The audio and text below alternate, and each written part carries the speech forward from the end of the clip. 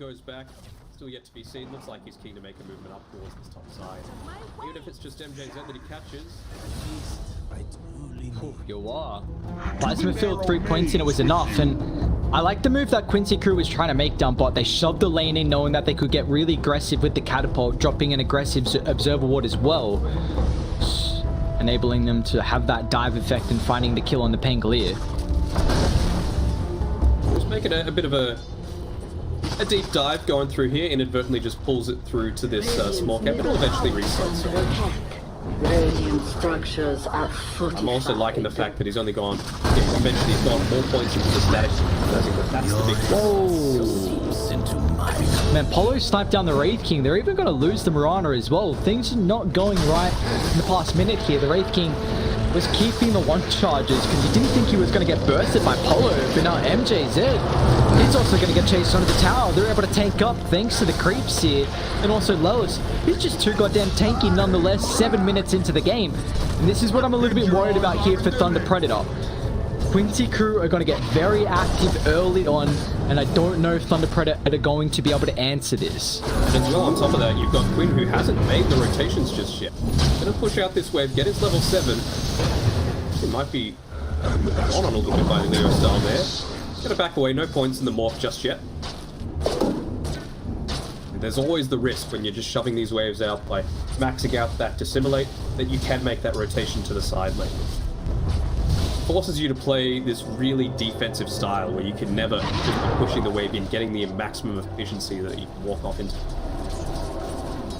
That is 3 bottle refills from the Tide to Leo style. He's getting an immense amount of love from his support. Oh, not that it was as well. Yeah, it's a nice DD. So we've always seen they've been around the timing of those power runes, making sure that the Tide's in an area to contest. Even Frank along with moves all come for that rune, so a lot of emphasis there from Thunder Predator to really enable Leo style. It looks like they're aware that this is a hero that can make a lot of impact this game, but he needs the farm. Stealing that Razor static link can definitely be a threat. The top lane, MNZ, they're going to slowly start stacking up the quills, and he needs help and he needs it now. DP rotations, along with swift movement coming through from MJZ, and now they're going to try and look to turn, but the back, Lelis finds that last little quill required to bring down the reincarnation, so the first life is claimed, but it's even just going to move on forward to deal with the Tide Hunter. It's already stacked up the quills, stacked up the goose, another target will fall. Bristleback, and when you give him a good start, it's a fat stack.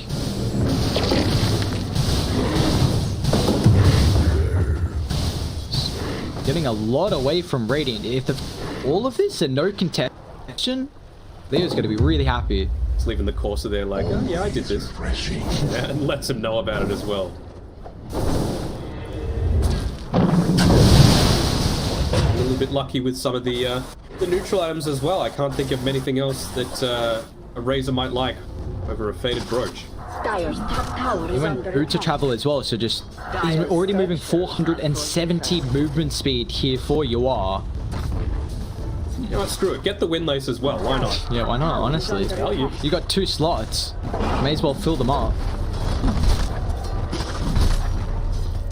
He's actually so fast. Yeah, he picks it up. He's going to be a speedy boy. You got the Storm Surge, which is percentage-based movement speed, so it's just going to be even more amplified. 10 minutes now, not doing too much contest on the top side or the bottom, to be honest, with some of these runes. So it's going to be at least 3 on the way of Thunder Predator. Still be able to get their safe tri-camp ward. Radiant's bottom tower is under attack. Waters rise.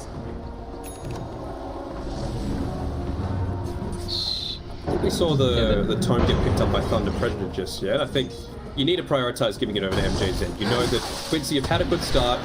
They're going to start running at you soon. You need that Ravage to counter is under attack. He does get it delivered, so he's only about a third of a level away. Structures are fortified. Looks like Radiant going to try and mount a defense here as Quinn shows his face. Nice dodge from Frank. Quinn's going to be pretty careful. He's actually going to astral aggressively. Still has 1 more charge. Frank, can he bounce back and forth? He gets a second stun and third. As Quinn doesn't get any extra backup. Meanwhile, you are just get a solo kill on the Tide Hunter in the river, but a little bit disjointed there from Quincy crew. No TPs coming through. The Grim was on cooldown, the Bristleback TP was on cooldown as well, so no help for Quinn to keep that tier 1 tower alive, and they only really get the Tide out of it. Yeah, they got the TP cancelled, so wasn't the ideal play. I mean, it's one of the few mistakes that they've made so far this game, other than Polo getting caught out for that first blood on the top side. But, I mean, he's got a Yasha after this. He's already moving at 492 movement speed with only 1 point in the Storm Surge. And then he's going to get a Yasha after that. So basically his role is make sure that this Wraith King is a complete non-factor. And Dire are not going to have many ways to be able to control up UR. Like, their stuns is definitely lacking, and no ways to go through something like a BKB. So UR is easily going to be able to chase down the pretty slow Wraith King. And he's also gone Armlet here for MNZ. So this has been something that we haven't been seeing a whole lot at the moment of the Wraith King through our games. But mid lane, he's in trouble. Nice drag back, controls up the Wraith King, so they don't have to damage bring down UR. But now with the black hole, LOA, he just moves him forward to drop it, but it doesn't matter. The Ravage is there to cancel. It's done to Predator. Taking an incredible 5-on-5 fight, but they're going to be careful of Lelis. The Bristleback has been on fire so far to start the game. Quinn's even going to be able to provide a little bit of support as well, jumping in forward. The position 5 and Hunter will drop. They want MNZ as well, but they will not be able to catch him. A nice Moonlight Shadow used from Moose gives them the space. A big ultimate from either position 5s there, but it was more the Ravage from that was the story. Yeah, connected onto 4, able to interrupt everything. And, I mean, realistically... Oh no, MNZ. Is that stroke enough? No. He still had the one, didn't he?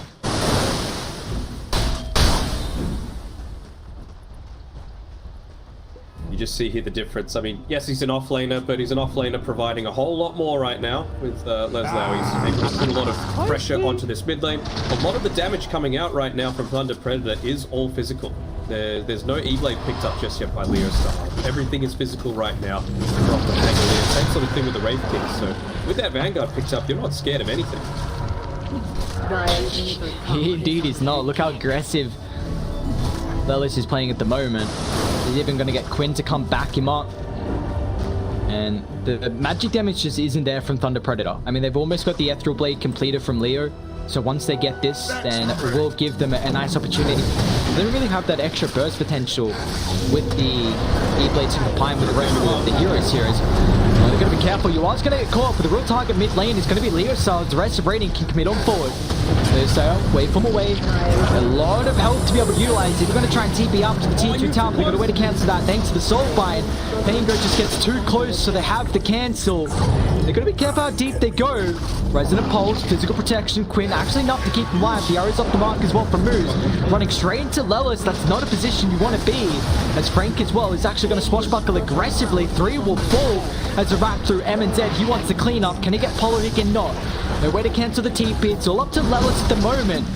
Again, been a hero that has been so difficult for Thunder Predator to deal with. Flawless right now from Lelis with 0 deaths.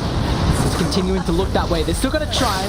Ray 5 last sets up for the arrow, but now with UR showing up, it's going to force MNZ to TP out. That takes a lot of the damage away from Thunder to Predator, so they'll look to reset. Look to reset. We've still got the Ravage up available. He's got the Magic Stick. He's got the Mango ready. See the Mirana ulti get popped. Will they look to put a heavy defense onto this mid lane? Doesn't look like they even need to. Gold is a great conductor. This is a big boy stack happening as well. Try camp carry. Might as well just give it over to Lelis. Why not? Make him a beast. Make him someone that you cannot get past. Frank caught and brought down. Quinn, Polo, great positioning from them. Punishing the Pangoliers positioning. Looks like he was trying to get a little bit cheeky with snagging that bounty. But Radiant have not been successful at putting their bodies on the line to deal with this tier 1 tower. So all in all, very impressed with Thunder Predator because they have more of a slower lineup with a Morphling and a Wraith King core duo here. They do, and it's going to pick up a fair amount in about 750 gold when that Ghost Scepter gets completed. Leo Style has already got the E-Blade. It's all about the burst damage right now. You can see, he's already finished up the Yasha. He's going towards that BKB next. there's a plethora of items he can get. You know, BKB, once he gets that, he's probably going to go to Sanch and Yasha, might go to Yules just to continue having that movement speed and prevent an engagement that happened like then. You know, you get a great static link off and then they just TP in front of your face. Yeah, but Quincy Crew are going to go here with the Orchid getting picked up very shortly from Quinn. Got enough gold now for the recipe, and the fact that the Morphling is going for this aggressive E-Blade is not going to have a way to keep himself alive from the Orchid, so if they can get that initial jump, the Morphling will be food. When MMZ does turn up to the next team fight, he's also going to have at least the Sacred Relic, so a lot more damage can be dished out by this Wraith King. It's not just going to be all Razor.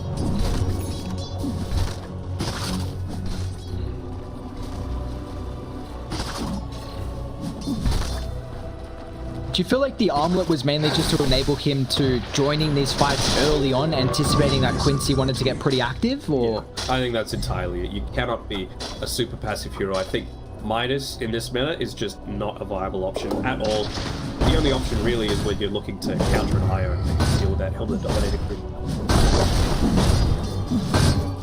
Radiant. In group to play for a smoke. Don't really have no aggressive wards, so this is going to be difficult. It's getting connects. Let's see. The smoke's going to pop. They still get the Orchid out before the attribute shift. Oh, Quinn, too fast. Power of vision. We'll feel that they've got that watered up, but I mean, well worth it if you're able to take out this Morphling.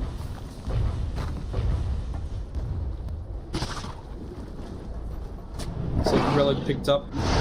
Farm speed increases. So I need to take the arrow. They didn't do so. Now with the Ravage committed as well. Can he get anything? Quinn will not be successful. At least the Soulbind stops the Rolling Thunder, but LOA along with Polison have to retreat. But meanwhile, Bristleback is in. He actually wants the man fight here. Lelis, he's so tanky. Hood, Vanguard, you are sweeping on the backline as well, soaking up all the damage for the Wraith King. He's not going to have any way to be able to dish this out here, so Lelis, I mean, it's a good Rolling Thunder, but it runs right into the black hole. LOA dropping it on their faces here as Frankie's protected with a swashbuckle. That's all they needed. A big ultimate as Leo still flies on forward.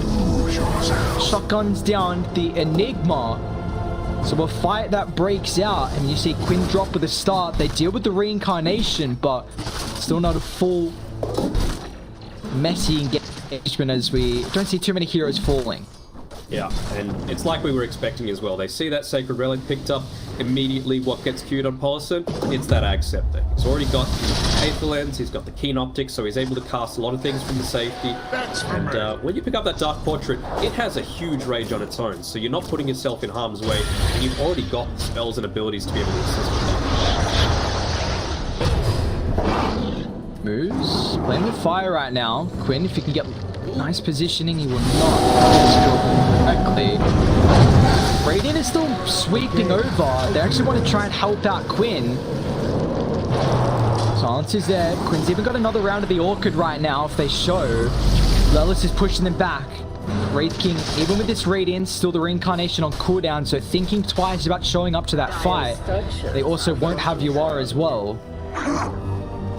Man, look at Lelis. It's a great spot for their ward too, so aware with the information. I hate playing Vesperuso, man. It feels like this happens every time, where he's just running you down and you just feel so hopeless. Kill him, XD. Just kill him, XD. And the Spirit Vessel is going to enable that once it gets picked up. Moves. That's a good target if you can really slow down the Aghanims from Polosun. And they're going to do just that with a nice pick-off. But again, Quincy Crew going to try and force out a couple of kills here, which they will be able to do so successfully. Quinn sweeping over, gets the Orchid. And Frank's going to fall. Do they have detection? Aloe's got another sentry available, but Moose can play with one leap and a second leap in a couple of seconds. Meanwhile, mid the Ravage drop with the E-Blade Leo style. Bye-bye, Yawa. Was not able to get the BKB off. Solid gameplay coming through from Thunder Predator, be able to turn that around, get a kill on the position 1 core, take the tower, and honestly, looks like the longest game they're going to have. Liquid and Alliance, those games were done in what, 25, 35 minutes tops.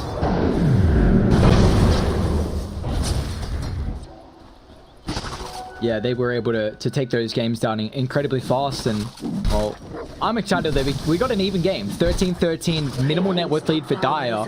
But do you think Quincy Crew are happy with the status quo of this game so far? I think the kill that honestly is going to hurt the most was Polo's. They're really relying on him on getting that Aghanim Scepter as soon as possible. I think now that you've bought the point booster, I don't think it's worth saving for buyback. I think you've just got to go all in on that survivability. Buy the Ogre Axe now. You know, once you've revealed the point booster, what else could you possibly be going for?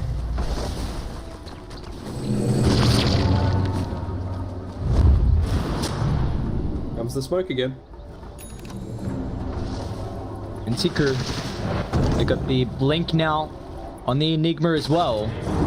Not many opportunities to be able to cancel. If they run into MNZ, Remnant, so this initial whiff of the ability might allow him to get in a good spot up on the higher ground, but he dies really fast. Stuck inside the Midnight Pulse, so can him dry as well. There's a great fight for Quincy Crew, but meanwhile still Thunder Predator, they want to try and move on over, but the Ravage, it's not available here, so they won't have this big ultimate to take the engagement. Plasma Field from UR finds two. Frank's gonna roll in, just try and be that zoning factor so Leader can disengage along with MJZ. But Lelis, he's been a thorn in their side, constantly pushing forward with the aggression. MJZ forced onto the T2 tower. Just really able to heal, like what he puts her back. He's just running some game. Stuck in the trees, but he wants the man fight. Quinn even showing up as well. Lelis, about half HP, E-Blade, shotgun, not enough. Now they look to turn. Frank, swashbuckle, back up. Even the Tide Hunter trying to buy back here to rejoin the fight. Ravage still on cooldown for another 15.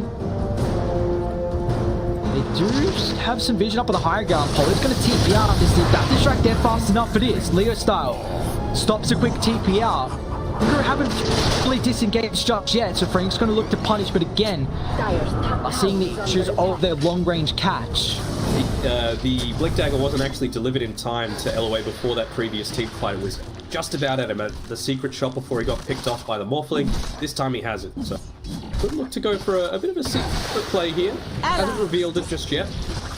Careful about where he's shoving it, mate, though. Twice. Shame on you. This might actually run into him. It's daytime, and he has to use it to get away. So, gotta be careful. Turns the back just in the nick of time, but it's not gonna matter. Whoa, is that Roche now with the DD? Who's got it? The Wraithing's still got about half duration left of it. And now this is gonna be a big swing in Thunder Predator's favor. This was only turned on his side, I believe. Just really solid skill shot being used here by Thunder Predator. I'm sure they could catch it out, and that's that extra 20% damage that they needed to be able to pick him off before there was any kind of impact. Caught Quinn as well on the rebound just there, Frank! Thunder Predator! They're making some big plays here in this game one, making sure they continue with their flawless run so far. And with the big, I mean, it's only 1,000 net worth lead, but it feels bigger with that, with the Aegis getting claimed. Now you've got 2 lives to play with for the Morphling, along with your Wraith King, who's also level 18. So now 40-second cooldown on the Reincarnation. 60-second cooldown on the Morphling Morph. He's got the Mant style delivered now, so he's able to be a lot more ballsy. I mean, the Aegis allows him to do that anyway, but also not really that worried about things like, you know, the Malefice. You're not worried about the Orchid quite so much. Nice place to be. Radiant's bottom tower is under attack. Very, very good position to be in for Thunder Predator. And they've kind of escaped my worry of how the early game was going to fare out for them, with the factor of Quincy Crew playing very fast and very aggressive, and now they're the ones that can really sit themselves in a position to be, you know, leading into this late game. And I think that's exactly the position that Thunder Predator want to be in. For me, it still just goes back to Polo. They need to give him some space. They need to actually protect him. He is the most important hero in terms of who to give farm to at this point in the game. A single Dark Portrait can entirely turn around a team. A single black hole as well can turn away a team fight. You see, Pango hasn't even opted. It's gone more of a utility Pangolier build. The Greaves as the first item here for Frank. Link's going to be the next option. You know, I wonder when he's even going to think about a basher. MZZ is also even going for a Silver's Edge. So just a way now to deal with the Bristleback, which again, it's only one death right now for Lelis. The void within.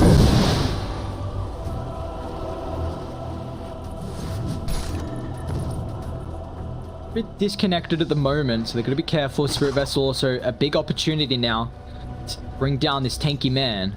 Dire's top tower No is detection up under on the top attack. side, but they see the Radiant Spirit happening, so they're getting out of dodge until he reveals himself.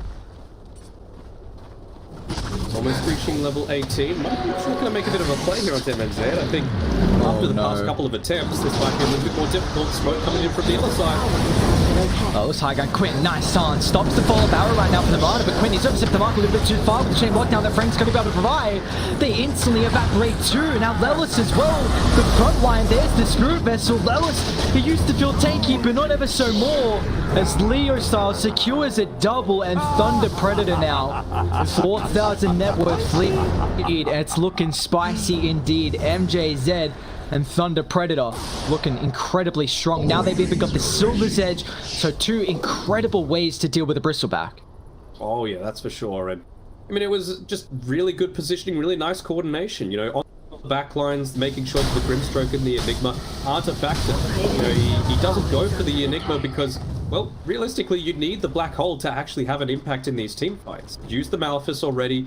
I think he put the Midnight Pulse down as well. If you kill the Grimstroke, he's got nothing, and it's not like you're going to solo Black Hole or Morphling when the rest of your team has already died.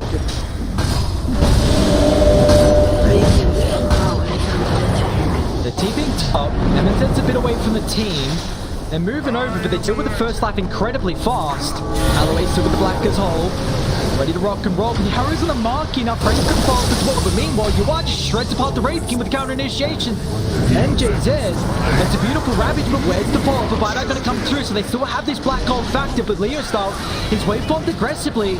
Still got the Aegis for another minute here, down to the southern side. Tidehunter pushing in the back, but it's really the Bristleback that's gonna be able to secure the kill at 2 for 2. But Leo still able to play around right now, super aggressive. Waveform away. Where's the extra catch potential right now? Without Quinn, it's something they're really lacking. Yeah, you don't want to risk blinking forward and getting caught out with a dieback here either on LOA. It almost feels like a huge waste to be using the Black Hole when the Aegis only has 30 seconds left on it. Dire's bottom tower is under attack. Can they kill Bristle with these three heroes? Maybe if the Spirit Vessel's there. For the Morphling, anything's possible.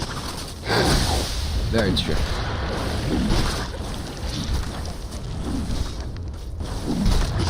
Highest level in the game right now for Leo Style. 6,000 net worth lead for Thunder Predator. And just continuing to look dominant in a lot of these fights. Aegis finally reclaimed. A little bit of that neutral item advantage as well. Very hard to kill any of these heroes, and even the Ceremonial Rogue being held onto by the Tidehunter. Buffing up the rest of his team. Oh, it's quite nice actually. Lio sweeping on through. Oh, poor Polo. He just wants a little farm, man. That's literally all he's asking for, pleading, guys, I need my Aghanims, but he just cannot get it. Yep. Goes to show the strength of this Thunder Predator lineup, right? They realize what the big threat is. He's been building towards it for the past 9 minutes, I'd say, probably longer, and hasn't made too much progress. He's still, you know, 500 or so gold away, but should have made an impact before this point. Now it feels like Morphling has been the safe lane carry, you know, the one that you're supposed to have made space for. Wraith King just gonna move up the high ground here, but he does not really care at the moment. MNZ 21, and with the backup of the rest of Thunder Predator. Oh my. This game now feels down. It's going to come to... Oh, Frank blinking. Going to get revealed. They don't have the Ravage, but it will not matter. Quinn's going to get caught out. Frank, with the Rolling Thunder's been on point so far with his chain lockdown. This is something that a Pangolier can provide if you play around a cliff. And Frank has been doing just that. Yua's going to be pretty careful up top as well. They're setting up for the kill. If he doesn't TP out now, he's going to be forced to pop the B, and he will do so to make it away. So 2 heroes TP up top.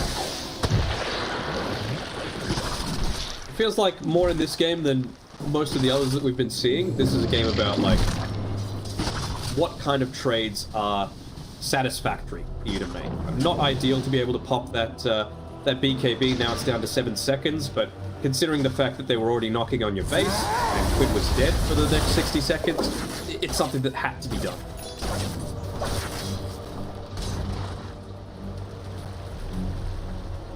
With that buyback as well, just BKB is so late here for the Enigma. You're not even close to a component at all for LOA, so that real big team fight potential that they're kind of hoping for Quincy Crew, that's always the factor of a black hole to turn it around. We've seen him have some incredible ones with just walking in. This is the there we go. Quincy is going to make anything happen, it has to be in this fight. But walking up the high ground without vision is scary. You see that line drawn. They're going the long way here. Brady might get caught out in the river as well. They see Frank. Don't see anyone else. Frank, there we go. Instant jump in the silence. Lisa just has to watch his fellow position 3 end up falling. The buyback's available. Now with the Ravage as well. Straight on top of Quinn. You want pops the BKB. Exactly. Down the Wraith King. He's going to lose a lot of his damage here. Now with the Portraits as well. Finally coming into action. Time to withdraw, but Frank with the respawn. Thanks to the buyback, Lelis. Chain locked down in top of the river, but on the high ground, they're controlling up the raise of the BKB. Completely wasted here with that extra damage. You see, Yua's just getting kited. Leosai is able to push him back, but still, there's no opportunity for the Black Hole. Thunder Predator just way too strong. They'll push back, bristle back with no help of the Razor. You'll see Lelis end up falling 4 down. Quincy Crew have no buybacks.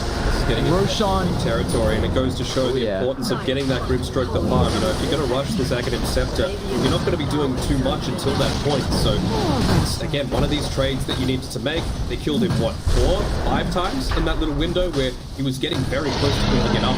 He eventually uses it after a nice soulbite connecting onto both the Wraith King and the Tide Hunter, but at this point, it only took 2 right clicks from the Wraith King to deal with it. So, he's just gotten way too big, and it seems like it might be a bridge too far for Quincy. Radiant's top tower has fallen. At least they have Glyph. Unfortunately, no tier 2 towers, and Thunder Predator will absolutely melt these objectives. Wraith King, Morphling is your 1 and 2. Ooh, look at him get shredded. It's a sad sight to watch here if you're a Quincy Crew fan, as Barrick's now under threat. LOA is not even going to have a life to play with for this defense. They might at least deal with one of the lives with the reincarnation, but Frank moving on forward just forces the BKB from Yua. Even not a lot of damage from the static link, so they could reset if they want to. They're just kind of fully back up. I mean, why not? All you lost was the reincarnate. It's up in 25 seconds. You're very happy with that. You've got this about 20-25 second window where, you know, there's no BKB on the Razors, so you can look to make a super aggressive move, maybe force a bit of a panic play out of the rest of the team. You've taken the tier 3, you've taken the range racks. Top side moves. Oh, we got it. The catch is there, the arrow's in the mark as well. Quinn's gonna get chain locked down. Quincy Crew way too late to be able to detect the Void Spirit. He's just disconnected from the team. They can offer up a higher ground siege. MNZ falling pretty low here. Faith, once again, Leosard's just going to be able to commit on forward. The E-Blade just shreds through Politan. They won't have the Dark Portrait effect now with the Ravage. He wants to put him in the grave. Quincy Crew, they're going to get completely wiped here. Lelis, I say that. I mean, he makes it in, but it does the same factor. With 4 heroes down, they're going to have to call it quits. Quincy Crew tap out of this game 1, and Thunder Predator continue to remain undefeated. Leo style, that's a bit of BM. They're dropping the items too. They're filling themselves. I think there's a little bit of a healthy rivalry between Leo style and Lelis with you know, everything at the end of the day. But what a showing, you know, 5-0.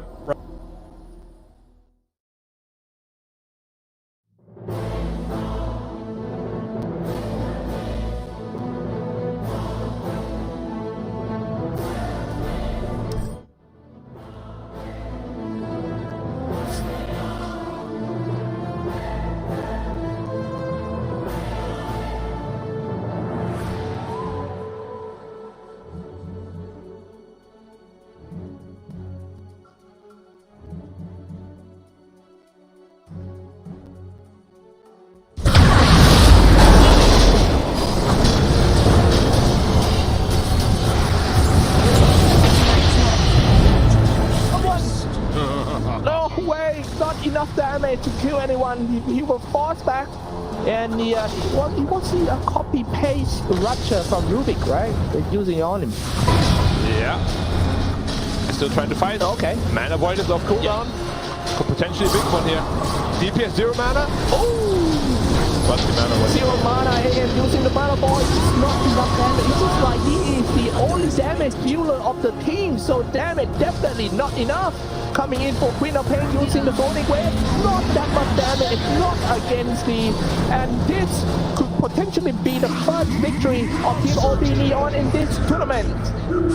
Oh my goodness. What a strong play by OB Neon. Yep.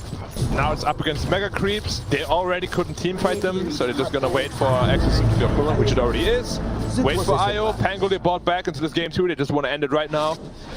And I don't really think they have much to stop them, unfortunately. Like DP is too farmed, IO is too farmed.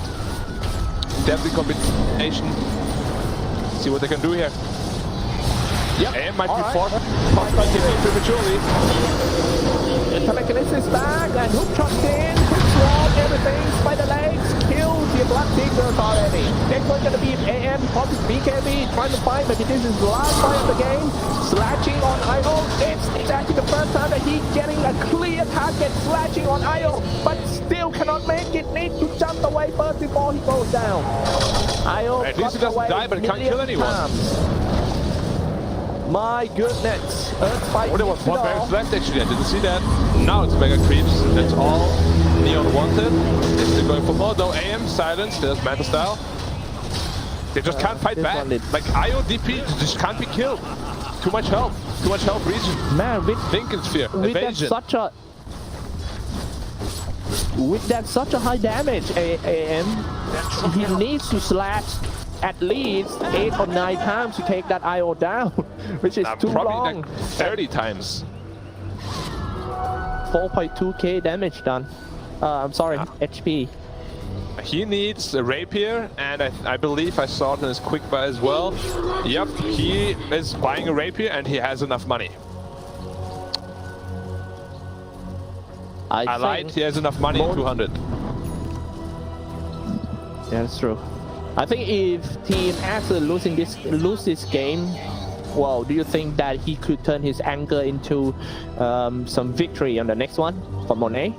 No, I think they're just not gonna pick aim anymore. Well, that's... Monet will be banned from playing AM. Oh dear. Well, just one bad AM game, you lost at least 500 game of AM. Black. Yeah, that's how it goes. One tournament, one game. Your coach is like, what are you doing? You're not getting this hero anymore, man. He's like, okay, sorry, I'll play terribly. And then he carries next game, and his team is like, yeah, don't worry about it. We'll pick you AM again. Wow. Speaking from the inside. See, and they connect it from long range. Look at that. They're trying to set some kills on Lion. All right, whole team smoke. They're looking to close this one. Yeah, 5-man into the Roshan pit. Get 8 synergies. Back off cooldown. Agon Scepter on this Roche. Who's gonna get it? It's probably best on DP. Maybe Clockwork, potentially. Maybe even Rubik. And they're giving it to DP. Boring. Okay. All right. Now we'll see. Exorcism upgrade. Let's go. Got everything ready. Aegis and the cheese and also the ultimate exorcism as well. Turn on. Yep. Let's go. This IO deals a ton of damage. Let's see what they do. Oh, they're hitting IO first. Oh, Earthspike, very nice concentration by that Rubik using the Earthspike back. And first one that melted down is White Alpha. Next one, now AM trying so hard to find turn. The BKB standing in front. But, man, just not enough damage to kill anyone. Yep, no. BKB, 2 heroes no buyback. This is probably just GG. Okay. GG, it's all over. The throne is about to go down. It's Team OB No Neon chance. with that first. GG! more. I like that one. I like that one. All right, congratulations to Team Neon, OB Neon, for their first victory. Yeah, that was impressive. Like Neon outplayed them pretty much from the beginning. AM never really managed to get ahead in terms of net worth, never really had a chance to snowball, and unfortunately for Aster, this was a pretty, you know, one-sided loss. Let's see what the panel has to say about this, because I think everybody is pretty surprised by this result. Person that is not surprised by the result, Lizard.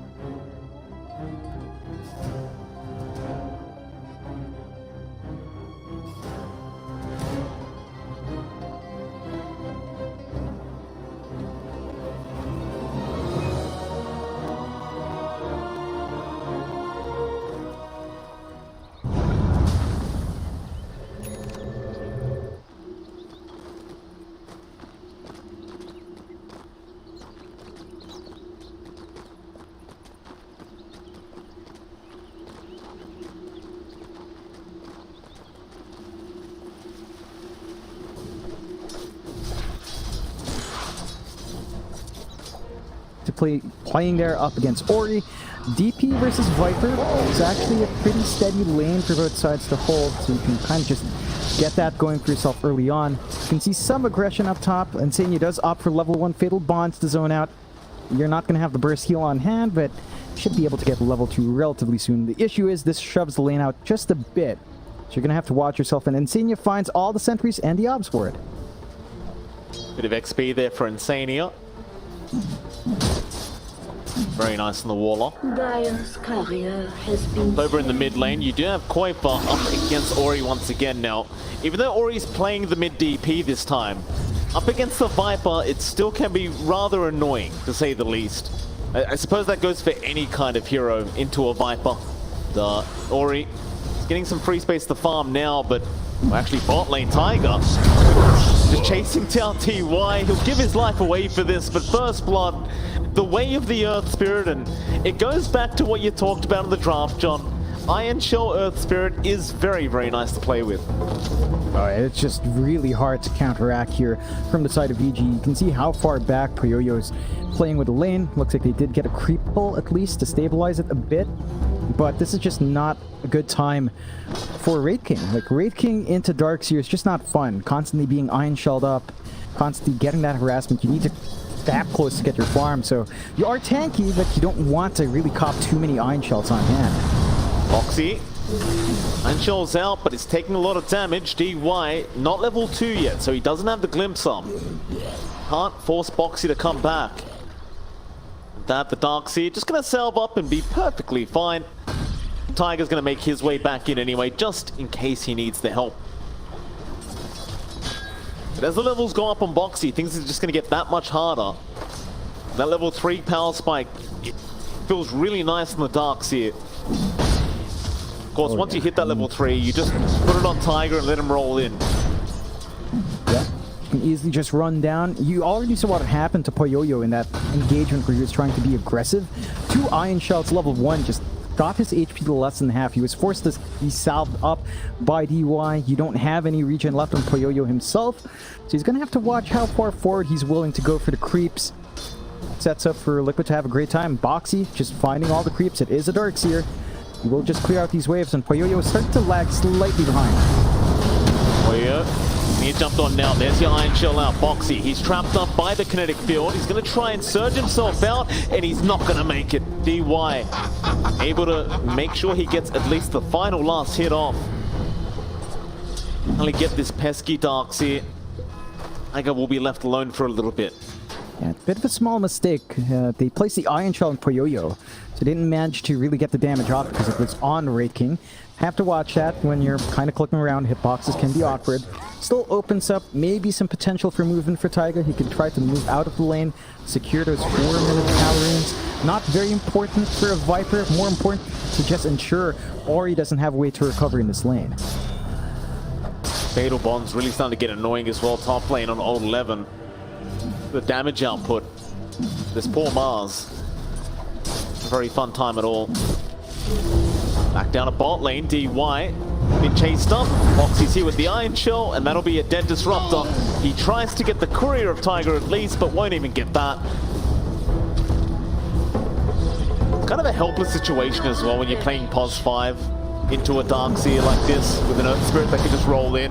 Poyo, he's going to try and get something done, but now Tiger shows up. They've got the Iron Shells out with the roll follow-up. Poyo, he's still trying, but he just can't get it done. PYW, he'll TP in to get the job done instead. And meanwhile, Quafer and Ori both going down in the mid lane, but Ori did get the kill first. That's pretty good for VG, keeping up with the aggression. Still not going to be very happy overall. I mean, you dropped your core down bot, even if you kind of win ahead in mid. Slowing down Poyoyo can be detrimental, and we have seen that, especially in that last game. You will have to watch yourself. You do manage to even out the bounty rune trade this time around, so you're not going to be too upset about it, and like the initial bounty rune spawns. But I think Liquid overall just having better lanes. 4th, 1k lead up for Liquid. Their aggression is starting to match up. Mickey's farm up top is much better than Poyoyo's farm bot. So just from that factor alone, I think you'd be very happy on Liquid's end, slowing down that Wraith King.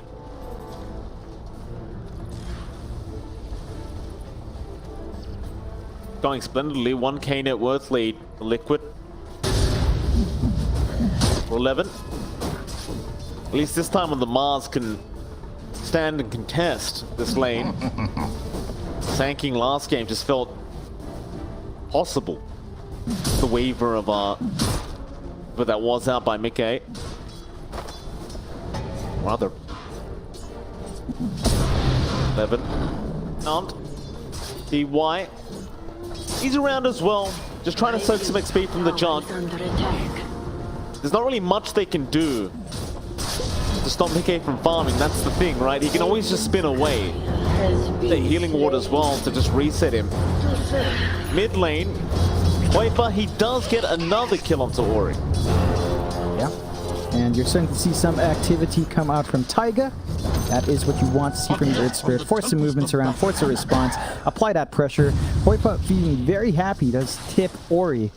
He's trying to get in their heads a bit, but you're already up 4-5. You're playing Viper. I don't know if Quafer has any right to tip anyone here. You can tip if you like, John. It's a Viper player. A Viper player. He is a Viper. I agree, John. When a Viper tips, it is kind of sickening, I must admit. Old 11. Spin out from Mickey. He has the level 5, so that means level 3 spin. Nice spear, though, but it won't matter. The Fatal Bonds will be enough for at least Insania to take the kill. Suppose on the brighter side, it's Insania taking the kill rather than the jug. Meanwhile, TY. Yeah, he got kicked onto the high ground. He does have a TP ready to go. He'll be fine. Unless Tiger sticks around to make sure he can't TP away. Oh, that sounds like griefing to me. Still down. YW, trouble, roll, Tiger. Trying to close the gap. Old 11 misses the spear. DY now to show up. He does have the glimpse. This should mean at least one kill. Tiger, he'll go back for BYW and almost gets him, but he's not quite close enough. W just going to be fine to walk back to the fountain now on the Wyvern. A great punishment coming out from VG. Old 11 did have to TP in. So you're once again leaving that top lane alone for Mickey. Still finding that free farm on the jug. You are starting to pull slightly ahead in Poyoyo. He's been given some space without the pressure from Taiga. Not much of a threat onto the Wraith King with just the Darkseer alone, at least in terms of kill potential. And Poyoyo's starting to find that initial farm. Probably looking to go for the Midas build-up. And there is a pop up here from VG. Arena going to be used up. They get nothing for it. Tiger now spotting out DY. They just want to go after the Disruptor. Ori going to try and protect. Limps away on Kuiper. Back to that T1 tower. Now PYW is going to show up. Viper strike committed. Spear off the mark. Old 11 now going to get jumps on Tiger. A great boulder smash. They got the tier 1 mid. That's what they wanted, but they are taking a hell of a lot of damage for this. The Ghost going to keep Ori alive.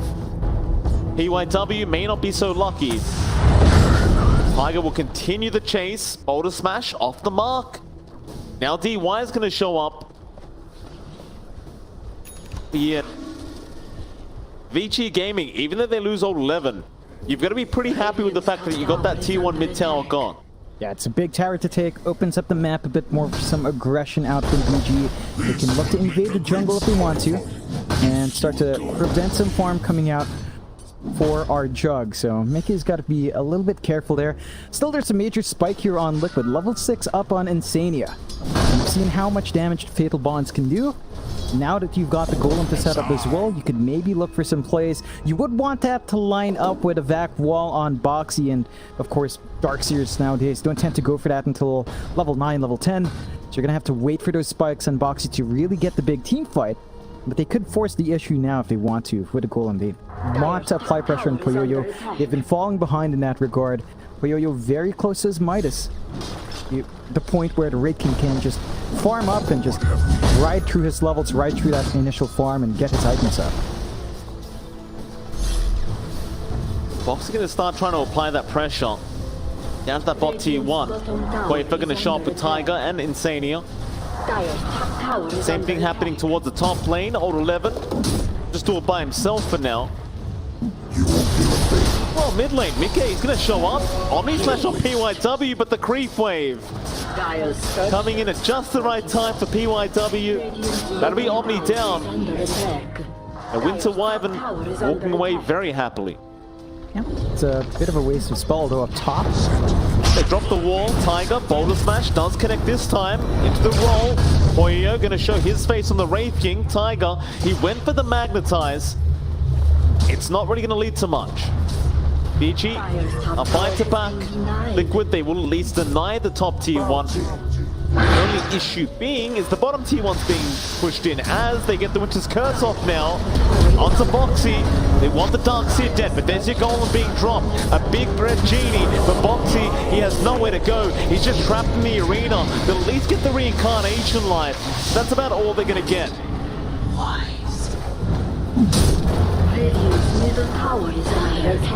BG's just out. Yeah, really good plays coming out from them. They take all the tier 1 towers now from Liquid. So Liquid are going to lack some space to get some farm up. Mickey still needs some more farm to be up and running. And that was the first Golem drop as well coming out from Insania. Not the best result. So you're going to have to wait for that cooldown now. They don't get to push with the Golem. They don't get to win a big team fight. And VG are going to be riding happy. Midas on Poyoyo. Gets to farm up, to build into more items as he needs. And Liquid, there's some pressure to play fast. I guess you could just sit back and wait for levels on Boxy. Again, once you have a value point in the VAC, you feel a lot better in taking these team fights. Without it, the setup is just very difficult to get a good Golem drop, to get really good Fatal Bonds off. You're not getting value from your team fight spells at all.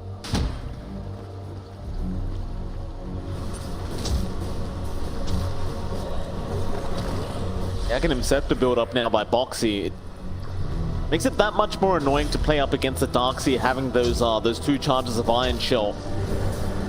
Feels like one lane will always be pushed in for Liquid no matter what.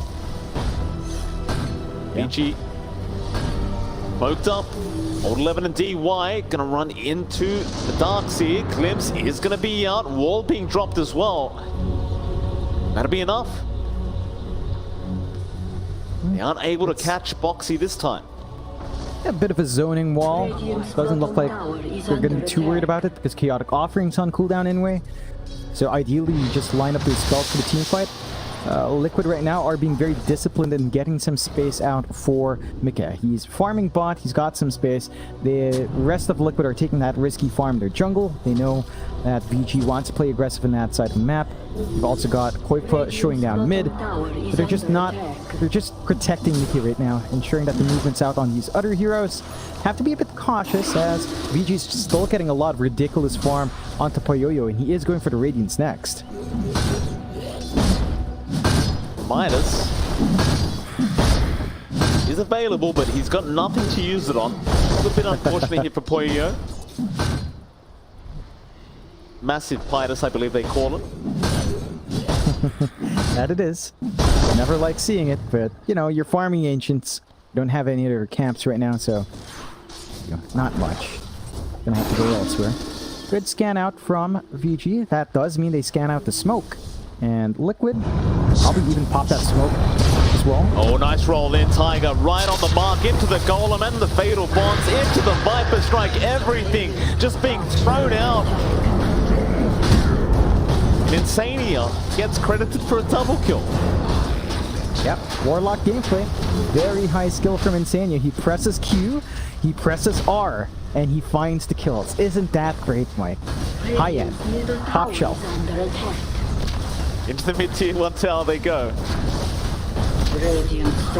I do like the Golem cosmetic, by the way, John. I know you're not a big fan, but I'm a pretty big fan of it. Look at his arms, though. That's some wonky eye case. Oh. Roll out. VG, nice clips back. Arena down with the spear, but the wall gonna be quite nice for Foxy. Can he get it back to you? Oh, not quite. Now he can. Everyone's on the wall, but they do kill off Koipa. Over 11 just trying to run from all these illusions. The Fatal Bond's even still going, and this upheaval slow is also quite ridiculous. Oh, it is. Really, but it won't lead to much. It's level 1, so it's just going to get worse as time goes on. Still, pretty good counterfight coming out from VG. Managed to get a nice kill. Not as much as you'd expect. Like the rest of the Liquid heroes bail out, and that did cost them quite a few spell casts. They had to pop the Static Storm, although it's a fairly low cooldown. And they had to drag in Poyoyo. That's the bigger issue. They had to show up for that fight, whereas Mickey, again, he's been AFK farming for a very long time, still maintaining a lead over the Raid King. About 900 gold, not much, but it is still enough for maybe 1 or 2 major items to be done beforehand. Liquid still riding steady, 7 to 10, 2k lead up. They should be playing around the Golem timing, so once you have that next Golem along with a wall, that's when you can expect Liquid to go for another smoke, but VG have lower cooldowns here. Sania, been a rock in a hard place, but he's fine. They just don't have the follow-up. 2k net worth lead for Liquid. This whole time, Mickey's still just freely farming up on the junk. Almost has that Mansa. Poyo, working towards that Sacred Relic. Not going to be the most amazing timing for him, but he's getting there. Still going to be pretty good. Sub 20 minutes is always great for Radiance timings. Allows you to be really aggressive early on. The side of Liquid, probably not minding the slower pace. Again, they're waiting for resets on the cooldowns. They don't mind just waiting back, not being punished for not having Golem, not having Wall. That's when VG needs to play. They have such low cooldowns on their own spells that they can abuse the side of Liquid for playing passively, but they are just trying to build up farm themselves here on the side of VG. So BKB being queued up here by Ori, just wants to stand in front on DP. We have seen, again, DP very hard to burst down. With a BKB, you're not copying a lot of damage anymore from the side of Liquid, so that could be very potent in tanking up. The side of Liquid, though, all spells up, they smoke up. VG have to be ready for this. They should know those cooldowns are up. Go. Port 11 is around to defend. Mickey gonna have his smoke broken immediately. Healing ward up. VG seem to be aware that there is a smoke going on. Seems pretty obvious. But Liquid, they just want the tier 1 mid anyway. In fact, they're gonna try and fade the triangle. But Poyo is out at the right time. However, he does show top now. The pings are immediate. They want to kill off this Raid King. Koipa moving in. Poyo trying to run away. There's your upheaval into the roll, into the kickback, and he's not going to move now. Not into that slow. He is stuck. Reincarnation, who have a secondary life.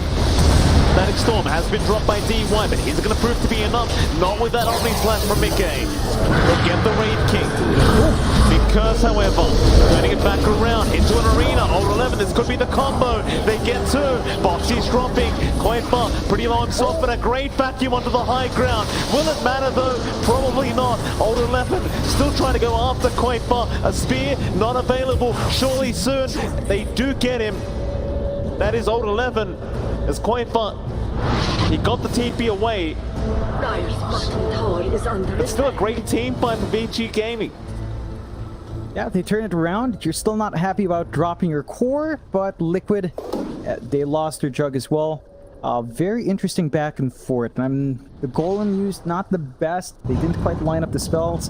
We need to start seeing more tied up vac walls coming through. And as long as VG kind of staggered themselves in, Liquid will be forced to pop these big teamfight spells one by one and without catching as many people. So they need to really catch more people out.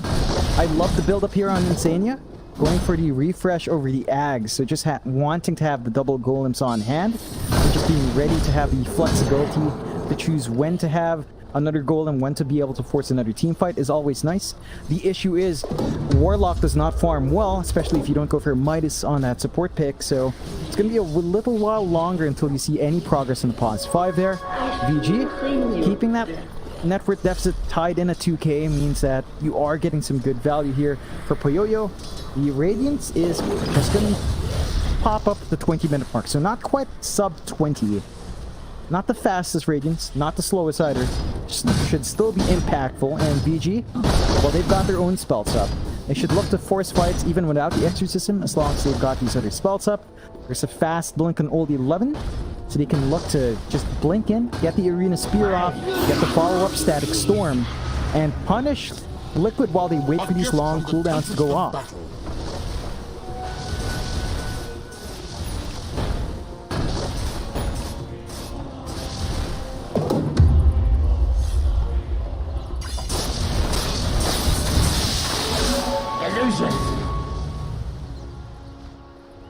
Okay.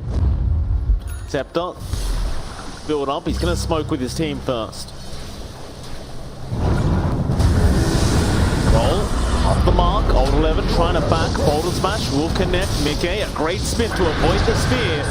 Curse is out to try and protect the Mars for now. Meanwhile in the back, Tiger holding them down. At least for a little bit. Old 11 gonna have to commit the Omni to get the Mars kill. They still will be able to get it, however. It's really no problem for Liquid at the moment. No, they can still keep forcing a big team fight. They know there's no arena.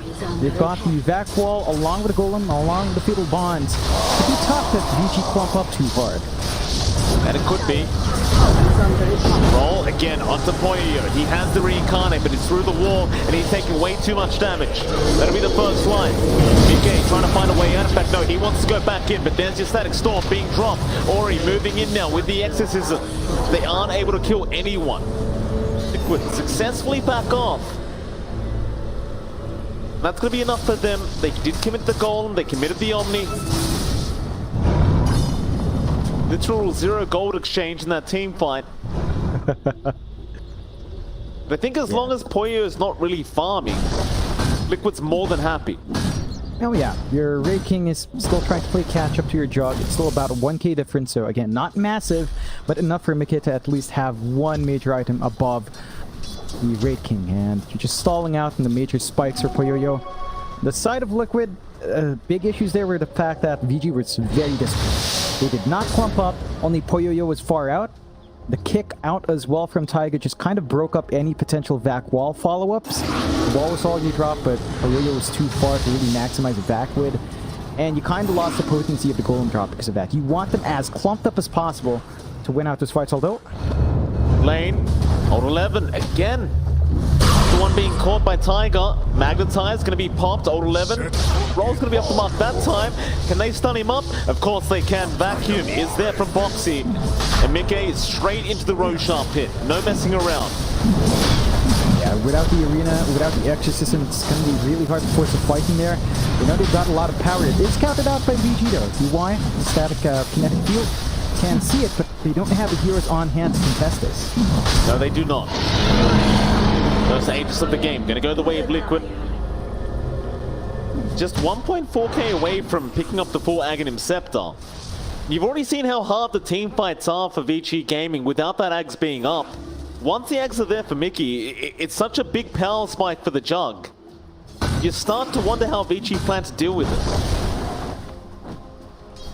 Yeah, it's starting to get a bit much. I think they've got pretty good responses. It starts to boil down into whether or not PYW can isolate the Jug before any of those big team fight spells fly out. So it's all down to a big Winter's Curse, preventing any sort of initial slashes off, getting your position right afterwards, and kind of going from there. So some pressure here onto Winter Wyvern to sort of handle the Jug before he can Omni Slash out. Of course, we've seen a lot of plays against Jug with, say, a Lotus Orb. If you do manage to farm that up, you kind of ruin the Omni Slash by just bouncing around with him. So that could be an issue down the line as well if VG managed to find that farm. But they are still at a deficit, so it's very tight right now in resources. And Liquid are just taking great control of the map so far. Smoke out again. Golem gonna be up. Time to fight. It seems like that's the idea. Just every time Golem's off cooldown, let's go. And it's always the old 11. There's 4 Mars. Just can't catch a break. Tiger just magnetized the old 11 this game. Gonna get another kill. Mickey straight down to the bot tier 2 tower now. Radiant's bottom tower. PYW, he's actually way far back. Ready to creep skip and maybe help his team out if they want to defend. But Liquid, they've already left. They've left Mickey behind. Into the mid lane they go.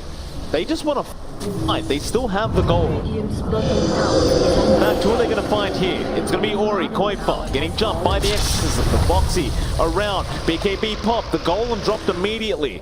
Koifa still copying a lot of damage. But he's going to be just fine to back out and maybe just reinitiate it. They roll in again. Tiger trying to find DY, but the Static Storm was there in time. Warrior coming in as well.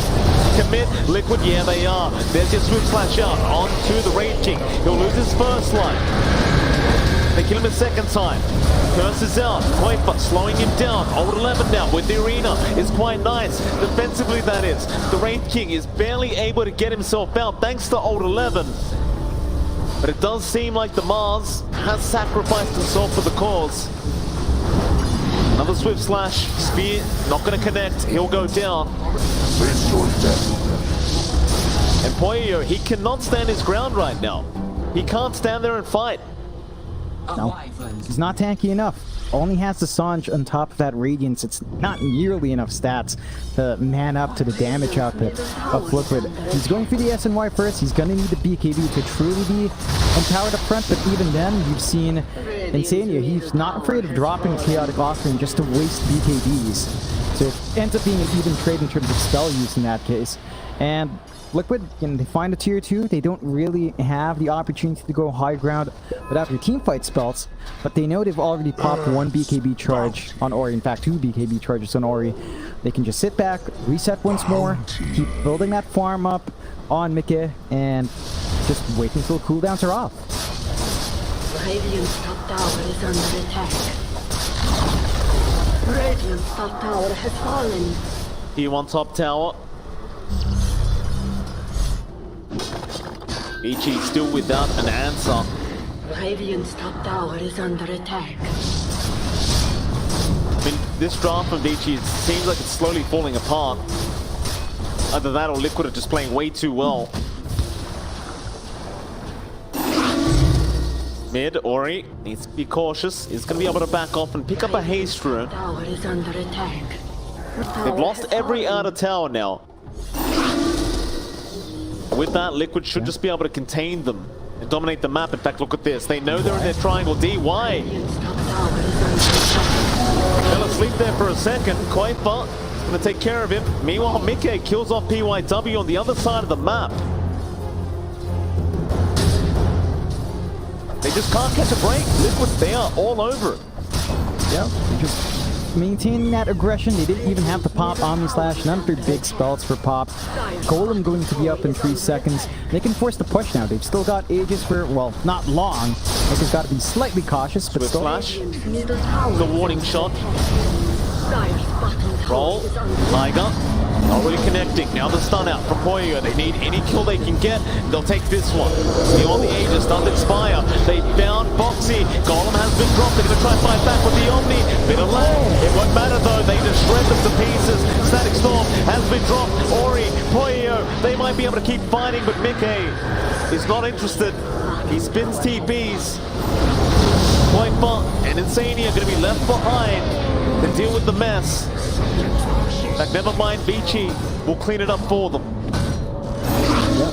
It's a really great hold coming out from VG off the back of OB11 making a big play with its spear back onto the tower on Boxy, just ensuring they had to follow up. Very messy fight coming out from Liquid.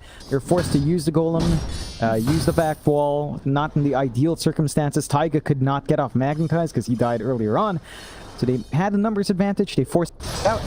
And Liquid forcing that fight a bit late. They didn't have Aegis on hand. They were punished for it. They are still getting some steady farm on Mickey. The Poyo is still keeping up relatively well. Again, the gap is still within 1,000 gold. And that just means that, well, the Raking will still have power. Liquid, because they popped their big teamfight spells as well, will have to wait for the spells to go off cooldown for approaching the high ground once more. Probably set their eyes on the next Roche instead. And that could be where it starts to build up here for Liquid. But VG, they're starting to show their fighting power. They could contest the Roche easily if they wanted to. They need to get some wards out to watch their triangle, to watch the Roche pit, as Liquid will be eyeing that objective next. They've still got a minute and 15 till we even find out when the Roshan's up.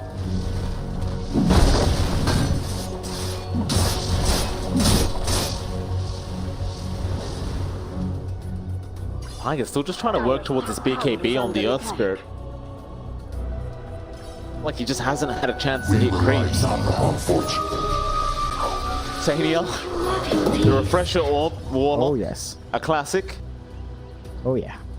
I mean, it's a bit unorthodox over Ags first, but I think the key thing is it's not about the double golem, it's about just being able to have golem ready for any fight. So even if you pop it earlier on, if there's a need down the line where you need out control, you have it on hand, just more flexibility. And they do smoke up now on the side of Liquid. Oh, forget the golem, John. Double Fatal Bonds. Oh yes. Is sounds a lot scarier when you fact that you have an Omni Slash with the junk that's very farmed up. And who's going to run into it? Old 11. Work for the team. Not going to connect, but he got the silence off into the boulder smash. Old 11 already understanding he's in big trouble. Can't really get out of this one. On again, mega kill. Now out for Mickey. Well, they could try for high ground now. There's no buyback on the Mars. Yeah, could be potent. They've got Golem back up, they've got back wall. They just need to watch their positioning, and Taiga needs to be careful with how far forward he goes. Whip slash, Poyo going to try and fight back. Lotus Sword going to keep him safe. That upheaval is so obnoxious. You can just channel it like that, and you can't get near Mickey to actually defend the tier 3 tower. Nice glimpse back, however, or rather glimpse back. They haven't got the spin on the junk. He's trying to survive. Mickey still alive. We'll turn around now for the Omni. It's a big Omni. It's going to get rid of Poyo.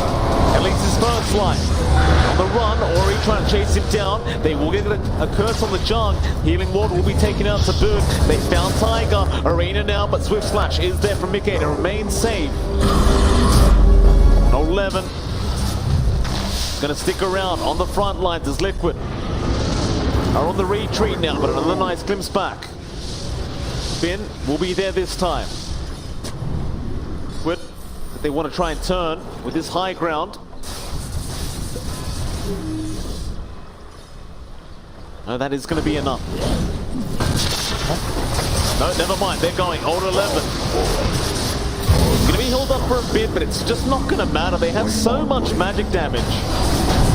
Now Poyo, he's trying to kill Insania, but he's been slowed up by this Viper. That'll be his first life again. Meanwhile, Boxy, the high ground back. On the clips. Now the Omni, the fatal bonds, everything being thrown out with the poison attacks from Koifa, slowing them down. The Swift Slash Ori, he's gonna be able to TP away. But they're going back high ground, John. I don't think they're backing off. No. There's no exorcism with the DP. You don't have to worry about that. The Winter's Curse will be up in a bit, but there's so much power on Mickey that I don't think he gets too much at all. Ori. Walk away. Radiant's bottom barracks are under attack. First lane of racks for Liquid. Taken. Yes, Omni slash up in 25 seconds as well, so they're going to retreat for a bit. TYW, that's a nice curse. That'll get rid of Insania. Now Old 11, no, the silence is out of time. Making sure he can't get the arena off. He'll try, but everyone is out of there. They get Insania with the curse, but that's about it. They cannot capitalize on an unfortunate situation for Liquid. No.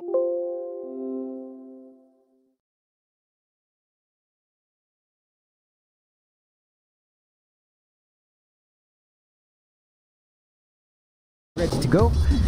The Chaotic Offerings just about to head off cooldown on the respawn of Insania. So they can go into the pit. They've got the teamfight spots ready, but VG does as well. And VG does have at least one ward watching the back end of the rush. The pinks are flying out. Both sides know this is where they want to fight. Ichi. How do you get on the high ground? Mika, he's there. He breaks the smoke on Old 11 to boot. Very unfortunate for VG Gaming. Nick of time. Static Storm recommitted. Swift slash there. Mickey just jumping straight into the storm. Arena has been dropped. He's got 4 of them in there. But is it going to matter? Do you have the follow-up? Insania somehow still alive. Out healing them. They don't have the damage output. Ori trying to run. Swift slash is out. Just going through all of them. And Mickey going to clean them up as Tiger. Moving in for more. PYW. He gets caught. Poyo, all he can do is TP away on the Wraith King. And it's into the Roshan for Liquid.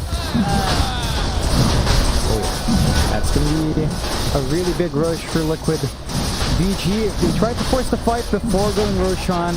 They didn't have a good position. They only find a Warlock. At that point, Insania already dropped his spell, so he didn't care. And now you have to contend with Aegis Cheese on the side of Liquid. 2 lives in Mickey. Poiko with a lot of burst heal on hand, and at the least you don't have to worry about the Warlock, but respawn is fairly short. No Golem on hand though. You still are really annoyed by the Fatal Bonds and the Upheaval. That is just way too much control, way too much damage being split up.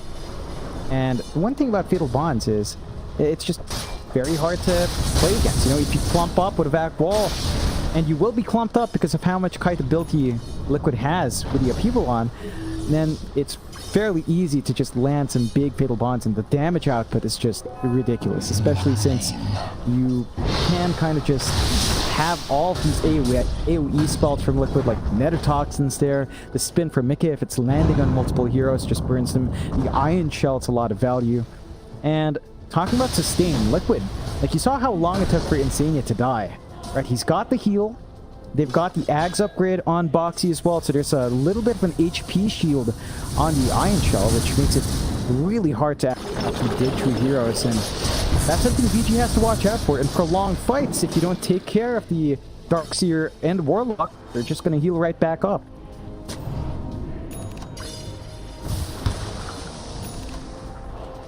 Okay. Oyo. AC up. Like Liquid. Tier 4 items while they can.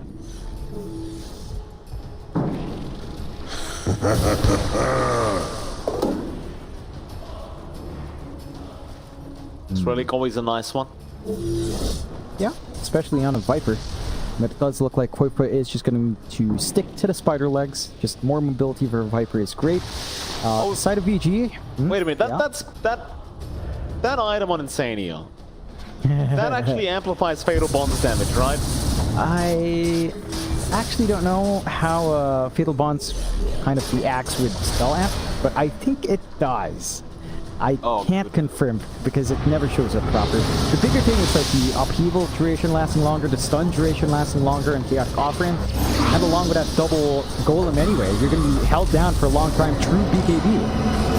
This John, just so confident to move up and get the tier 3 tower, but now they may make him pay for it. The spear back, the golem has been dropped into the back wall. They've got everybody in there. The Omnis are just ripping them to shreds. Ori, he'll buy back immediately, and so will Old 11. PYW, he's gone. How do you stop this Rax being taken? Static Storm, they've caught the jug. No follow-up to it. He's still hitting the Rax. He still has the Aegis. There's a gem on the deck.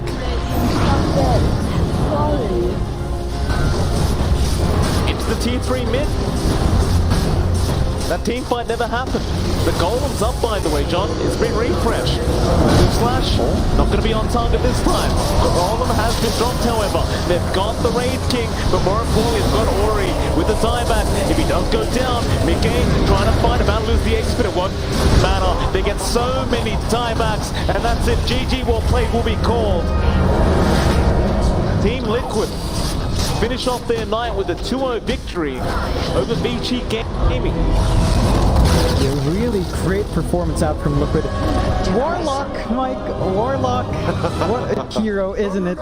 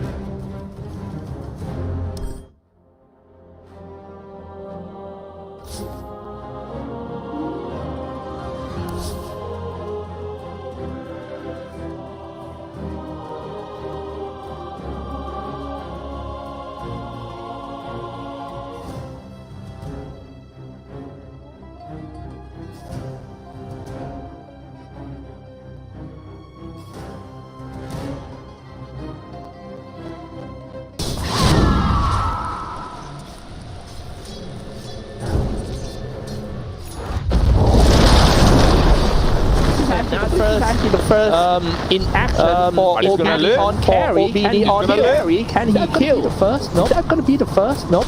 Man, this is Living armor too strong. Hard. He actually blinked in without epicenter. Like he blinked and the barrel struck and then epi. If he blinked it with epicenter, it would have been a super free kill. But yeah, Lanham surviving, Tranquil Boot sealing up to full, and the top tower still alive. They still didn't manage to take a single T1 tower. He's just healing. Playing a protector. How important? Hey, how important is the tier 1 power in this meta game? Super important. Like tier 1 middle and top, they secure your jungle and they stop the enemy from farming your jungle. And the fact that it's still alive at minute 17 is insane. And it's almost full health too. Neon is not strong enough to fight anymore. They need a good epicenter, but that's on cooldown for another minute. Oh man, what a hard game it is. And maximize hits the living armor level 4. It's Psycho. Lamb. Now, all these is gonna have great time to all his core. Happily diving. And as we have Monkey King on the tree, looking for the situation on the bomb lane. When it comes to a late game, it seems like OB Neon can only count on Medusa. The red, man here. It's all Medusa. Have a 4 protect 1 lineup. He will need, at some point if the game goes late enough, I don't know if it will because Asta is dominating right now. You'll need a rapier because they don't really have many other damage sources. White Album went BKB first, not Orchid. Unconventional build, but makes a lot of sense. They have a lot of magic damage, a lot of stuns. He's going Orchid after BKB. Monkey King almost finishes the Aghanim Scepter. He is super rich. Alright. True. 6 to 15 games for 6k ahead. You take a look at the graph. Definitely is on Asta's side. Well, the only thing OB now is to keep that head down, and waiting for make a mistake, moving in, make a mistake on the smoke gang, and maybe get 2 or 3 kills back, creating space from Medusa. But also easy late game. Like, Neon doesn't just win late game because they have Medusa, you know? Like, Monkey King is actually one of the best heroes against Medusa.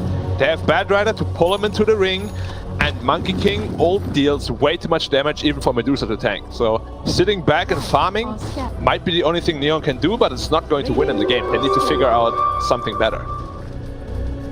The conditions of winning the game is too hard for them, and in 2 becoming 1. Spear? This is another checklist where you must be able to pick up some force, he uses a lot of strike, he tries to get away, however you get away, they lost money already, but Asta is looking to go for more rounds. Here we go, MP Scepter for the first time, he's had to release fully, that much damage, Queen of Pain, jumping in, some beacon, and I'm sorry. That's why it's on BKB as well. And however, this seems to be a good fight.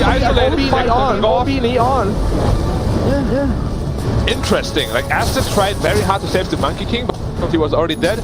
They still managed to kill 2 heroes, but that was definitely a very good fight for Neon. Exactly what they needed. This Invis rune, Mars, came in really handy. He did not expect it at all on Monet. Taken out of position. Good job by Joe Page. Nice one. I agree. Job by Arch. 4k gold lead. Monkey King is still the richest hero on the map. At least Medusa caught up. Like, he has Manta Style. Went into a Force Staff, interestingly enough. Means he just wants to be able to get out of the Monkey King ult as soon as possible. And then going to a Skadi, which is pretty standard. Yeah, they will have damage problems once Asta hits all the BKBs. They still need one on Monkey. He's lacking it. Do you like the roaming team OB Neon in the first 20 minutes of the game? The positioning of all the support, reaction time to the gang, all those stuff. I mean, it's decent. Asta is a little bit better than them in that regard, like a little bit faster so far. But the last fight, like, they played really well. Like, Asta was slow to reinforce, and Neon was just a step ahead of them. Talking about the player play style bit. Is that the big difference between debut 2000 and debut 2000? And are these two players playing pretty much the same? Keep on farming, coming back or late game, or size more aggressive. Are very different. Like, for me, Scam, the build 2000 is a very active carry play. You know, he likes those Rickies, those Juggernauts. Medusa is not a hero that I really think he excels on. But it was really good for the draft, that's why I picked it. Whereas Monet is a really good 4 Protect 1 player, you know, like, he's the complete opposite. He likes to just sit back and farm, take the game to the late game. Now it seems like team moving up to the middle lane, trying to take down to open up the roots and getting control of the Radiant MC on the right side. Now they are top lane with the outpost, getting ready for another big fight. If they can catch this one, gonna be a big catch. Shooting on debut 2000. But it was a little bit too far. Yeah, Bad Rider still needs 1000 gold for his blink. Until then, he's very strong in fighting, but their pick-off game isn't very good. They have no initiation until he gets his blink dagger, so they probably want to sit back and farm that on him. Because once that's online, that's when they line up. Big smoke up here by Radiant, and they're moving bottom, but no Asta hero is even there at all. So they're misreading the map a little bit, and Medusa has to be careful. Careful indeed. Now getting control on the high ground, waiting for team fight to happen. I mean, after how are they going to start? I think they might send the Queen of Pain or start Wukong first, but this one is going back to beast mode. OB Neon was unable to find anyone. It's, as I said, very tough for Astra to initiate, whereas in Neon, they have multiple ways of initiation. Now, Sankey has Blink. Sankey, Blink, every setup. That is good one. And then follow up with the arrow. I used to be the battle brighter, and then I took an arrow in the knee. However, the red is trying to use his Supernova. Die too. It's two down for Team Astra. Neon striking back after, well, a little bit too passive in early game. Yep, Astra getting caught by surprise here yet again. Neon been outplaying them the past 5 minutes. Very well done by them. Medusa now top of the net worth. Monkey King very close behind still. They really need that Blink dagger on Bad Rider before they can make any plays happen. Still 1,000 gold away from it. It should be 1 or 2 minutes in. But if the fight happens before that, then Bad Rider keep dying. Попереду мертва тваринка. Серьезно, то есть, ну да, предупреждаешь, что... 前期的经济又被打回去了。 Needs to just be able to get some counter arrows now. XSS, but no follow up. Okay, on top, debut, having some time free. Scott Pushing creep wave. just needs to go for the point booster. Our lovely Scott. Okay. Oh, that's a poke on Medusa. Nope, no chance. No basher, no Scotty to slow him down. No follow up. Monet just wants to show him who's boss. You think you can farm my lane? Get out of here. That is good way to show. All these nine games are actually effective too, right? Like they sometimes don't want to kill. They just want to show that hey, I'm here, man. Back off. Yeah. If you cross this border, you are in danger. Maybe not now, but next time when Bad Rider has Blink. Or Shiva's got completed on Phoenix actually. He is pretty damn rich. Wow. Yeah. That's I did not expect that. Oh, the Philosopher's Stone, of course. 70 GPM bonus for free. Why not? Blessed by Gaben. Monkey King 1,000 gold away from his BKB. Bad Rider picked up his Blink Dagger now. Now is their time to possibly smoke up, get a pick up with the lasso, and then finish the BKB on Monkey King. Alright. I think this one is going to be big one. Land him! Level 11. Not bad. Talking about going high ground against Medusa bit. Is that hard to fight against Medusa on high ground? I heard that Medusa it's just like another tier 3 tower. Yeah, Medusa is classified as a...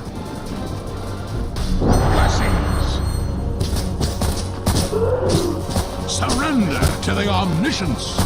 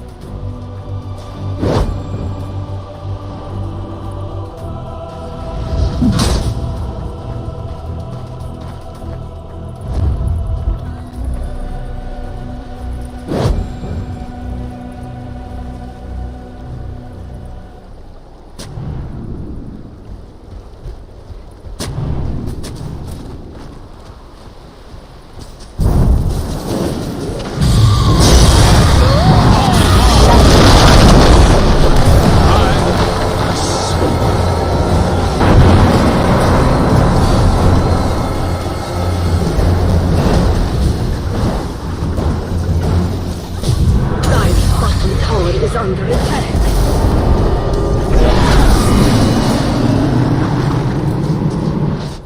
Thanks.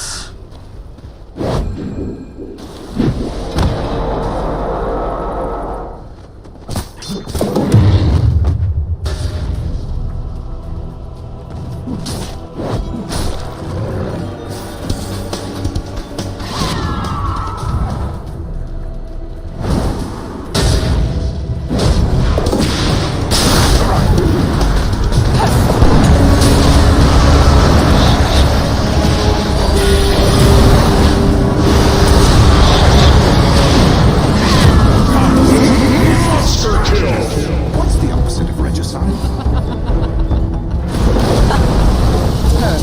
All-knowing one. Campaigns and death.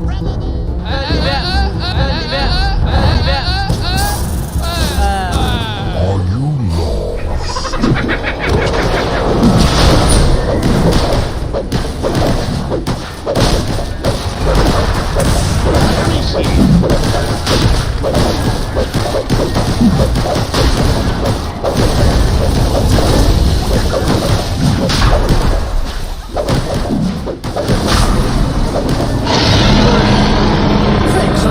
DOTA2. Radiant's top tower is under attack.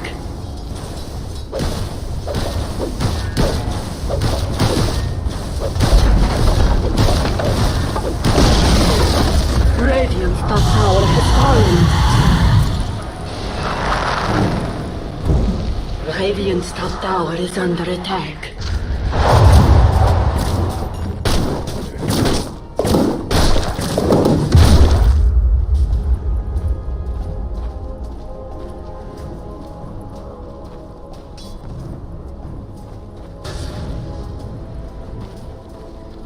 I stand for the light.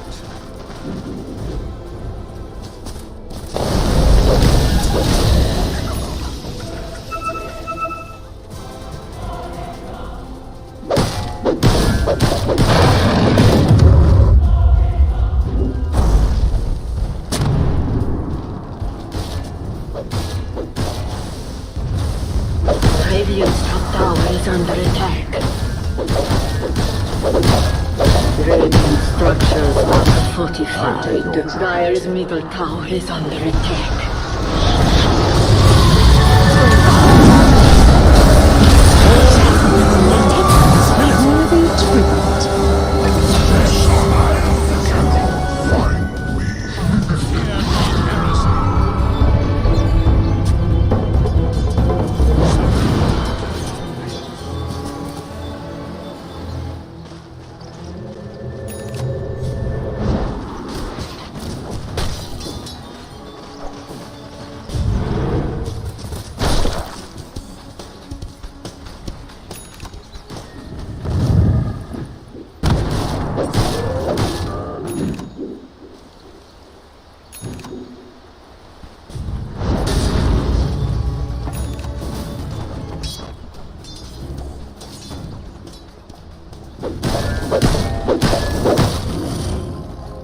Dire's top tower is under attack.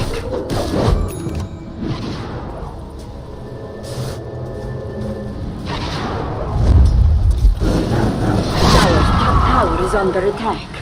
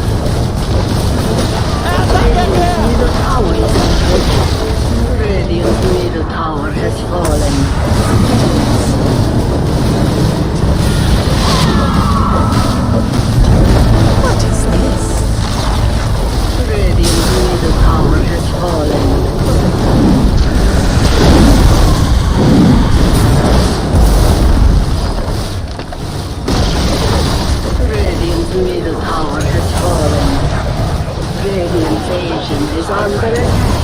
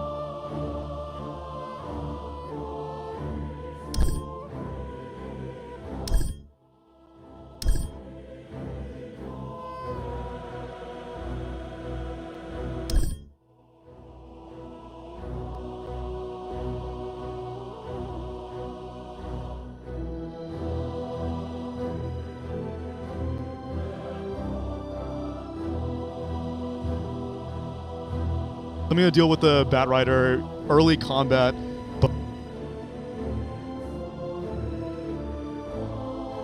But that's a hero that we're just not seeing in these group station. Slark isn't really popular at all.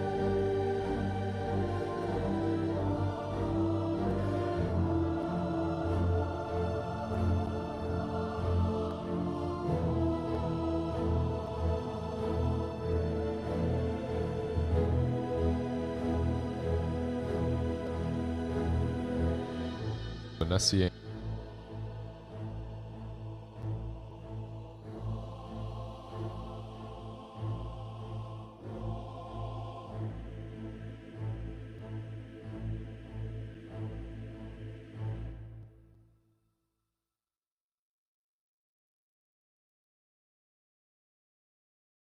About to mention the most important thing is that the Necrophos won. Oh, yeah.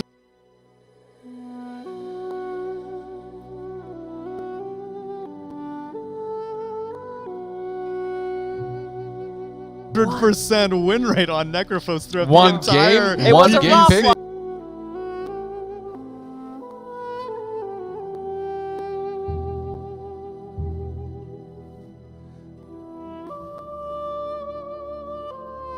But still, it was a rough one. Rough It was a rough one, but they picked it and they won with it. Yes, another person who won.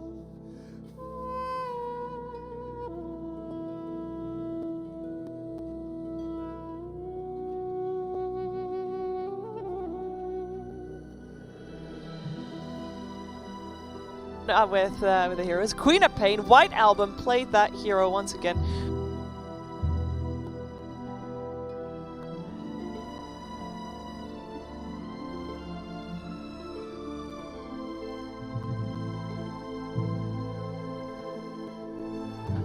I say once again very good. His previous game wasn't maybe as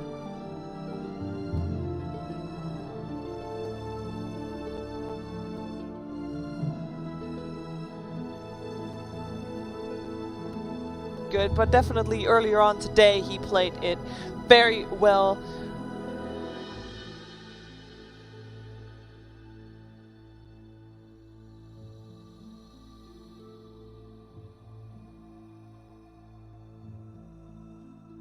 As well, and he had a great game, so MVP.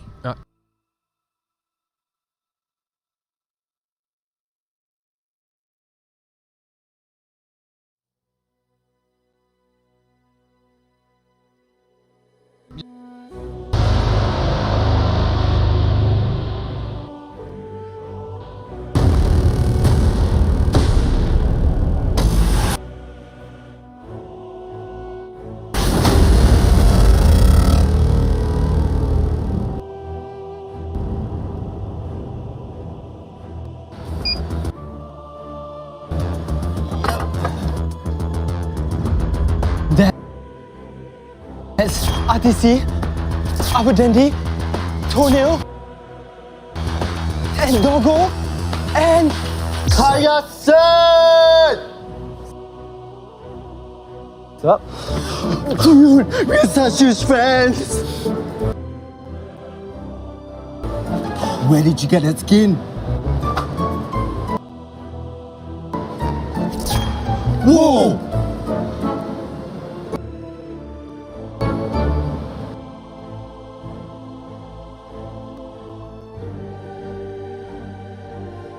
JBL presents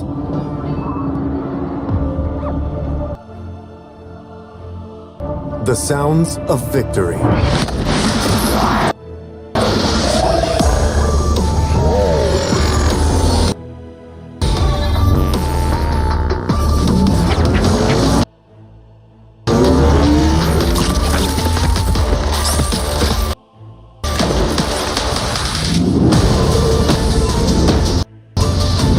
JBL Quantum Gaming Headsets.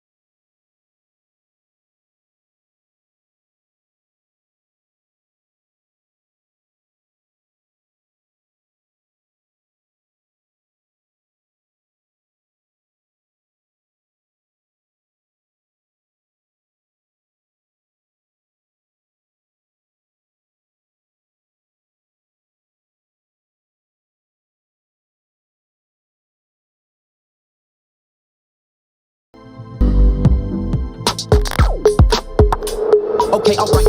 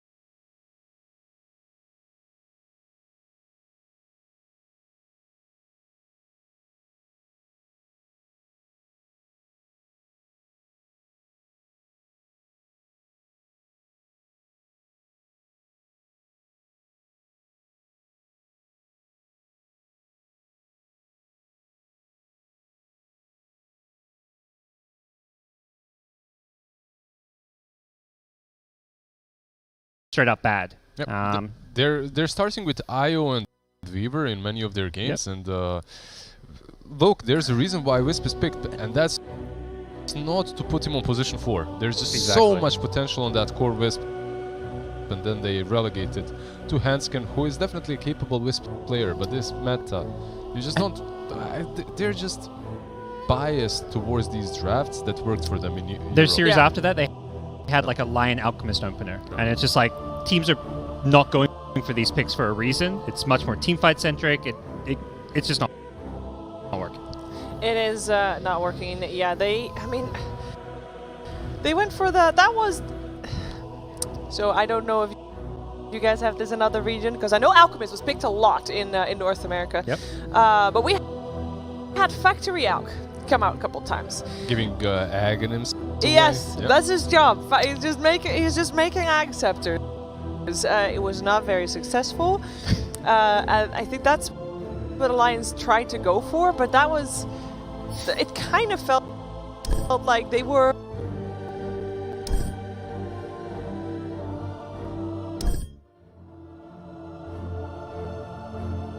better this time around, but VG Gaming is still going to be a tough opponent. They re-evaluated their drafts, their stance towards all what they're picking, like PYW. You could see him in the DPC league constantly with the Shadow Shaman DY, with the Phoenix, Erica with that Raid King. I don't necessarily think that they should deviate from their comfort zone way too much. They should just adjust it to every individual team a little bit better. Maybe with the mid lane that's a little bit different, not perhaps always Puck for Ori, and off lane as well for Old 11. Pango is amazing, but not for every situation. Not for every situation. Also,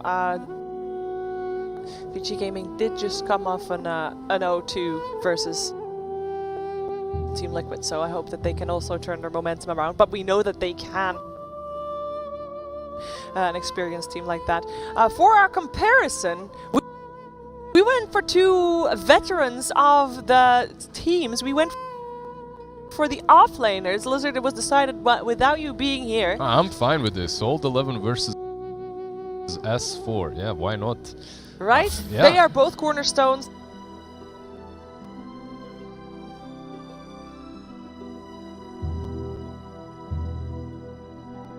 VG Gaming's turn to pick. By banning out that IO, protecting them from themselves, very noble. And the Death Prophet is the theater. This is really what I expected in the morning of the day. I expected that Prophet to be banned much earlier, or picked every single time that she is left in the pool, because it's just so difficult to pick the right hero that counters her. It's so difficult to find the right way to deal with her in the laning stage, and then also to everything that she brings throughout the game. Yeah. And VG Gaming took him heroes. I expected to see Mirana. This, I feel like, is a hero that came more out of the NASA meta. These teams are picking, it was the most picked like 4th position in that region next to Earth Spirit. They love this hero, its ability to one-shot siege creeps. It's just really hard to play into the Moonlight Shadow as well. We're finally seeing more of Mirana. Yeah, not super popular in the Chinese region. Sometimes you could see Jinkyu play it, not successfully, more often than not. And now VG Gaming also snatched it. We actually did see some Mirana being played even on mid in the Chinese region, which was very interesting with the Witchblade Man style. Okay, Alliance with the very early gyro. Now, VG Gaming is the one that played this gyro on position 5. Yeah. Maybe Alliance is snatching that away. And the pen. It would be an odd first to pick, like if it's going to be a carry. I've also seen carry gyro look pretty underwhelming in most games. Yeah, and I also don't think Alliance generally does not pick their gyro, or sorry, their Nico baby hero this early. They normally save for 4th and then have S4's hero last, or vice versa. Yeah, I saw a couple of EU and CIS players playing gyro even on offlane and position 4, so the hero is very versatile at the moment. I would... Do you think that Hanskin would play Tusk, or they would put offlane Tusk? It doesn't... It strikes FNG me... played Tusk earlier exactly. today. It just strikes me like a complete FNG hero, which makes me think that this gyro is not a 5 at least. Well, we're gonna have to wait and see. Maybe we can learn a little bit more from the bans as they come out here in the second ban phase. Yeah, you can see VG Gaming, they're just covering the Pangolier with the Bloodseeker ban. You don't want to play against that Rupture. It's pretty good versus Mirana as well, as you can't really hide in those shadows of moonlight. Meanwhile, Alliance with the Queen of Pain ban, just targeting Ori really. Yeah, that seems like one of those mid-heroes that a couple of the Chinese teams are playing quite a bit of, and it's being respect banned against multiple of the teams. Yeah, very interesting, because I've seen it more in SCA throughout the league than in the Chinese region. Okay. But recently definitely is popping off. It feels like it's one of those heroes that comes back into the meta because of some certain matchups and then just stays afterwards because people realize, wait, this is pretty damn good regardless. Alchemist banned out by Vici Gaming. They don't want to play against the Factory, and it would be a hero that would allow Gyro to actually be a positional. True, that is true. We saw it actually in the DPC league itself as one time when the Monkey King was banned out. Normally you want the Monkey King, maybe the Void Spirit as an early ags, and the Gyrocopter was tried. Even in the wild cards, I think Nigma tried this one. Yeah, they did. And did they win that one? No. No, surprise. They won the Razor game, I believe. They did. And I didn't see them win anything else. I don't think they did. True? Yeah, that's one game. There you go. Sad boys. Yeah, Monkey King Storm Spirit banned out by Alliance. This is Storm Quap. I actually expected Storm perhaps to be banned a little bit earlier or to take priority over Quap for Vici Gaming. No, I mean, I guess they've had a bit more time to prepare, but it does feel like, you know, they've used that break to see what heroes, you know, Vici's likes to play. The Ori heroes very much being targeted with those bans. Because it's very interesting. Ori throughout the league hasn't really been the Ori that you expect, the one that comes and just dominates every single game. He's still very stable, but perhaps not as dominant, let's put it that way, as before. He's also not been as flexible in his heroes, I believe. Definitely. Which, I mean, that's just draft related. I don't think he gets a whole lot of say in what he's playing. We got the Grimstroke ban out on the last one for Vici Gaming. Now, let's see. They used 2 bans to cover the Pangolier, Grimstroke, and the Bloodseeker, and they used 1 ban to deny that Gyrocopter. Okay, Elder Titan. I think this is one of the heroes yet to lose, unless it's lost today off stream maybe. But I know coming into today, Elder Titan was like 5 wins, no losses, so...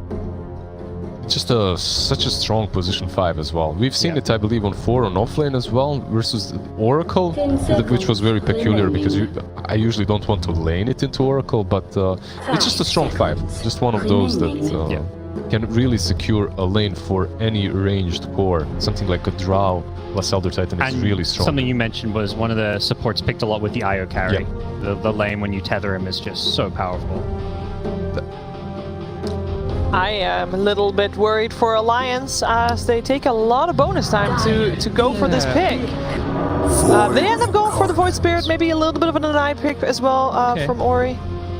Stable, nothing really extraordinary there to be expected, the Void Spirit. Something that I haven't seen Ember way too many times in DPC League. Ember was, there you go.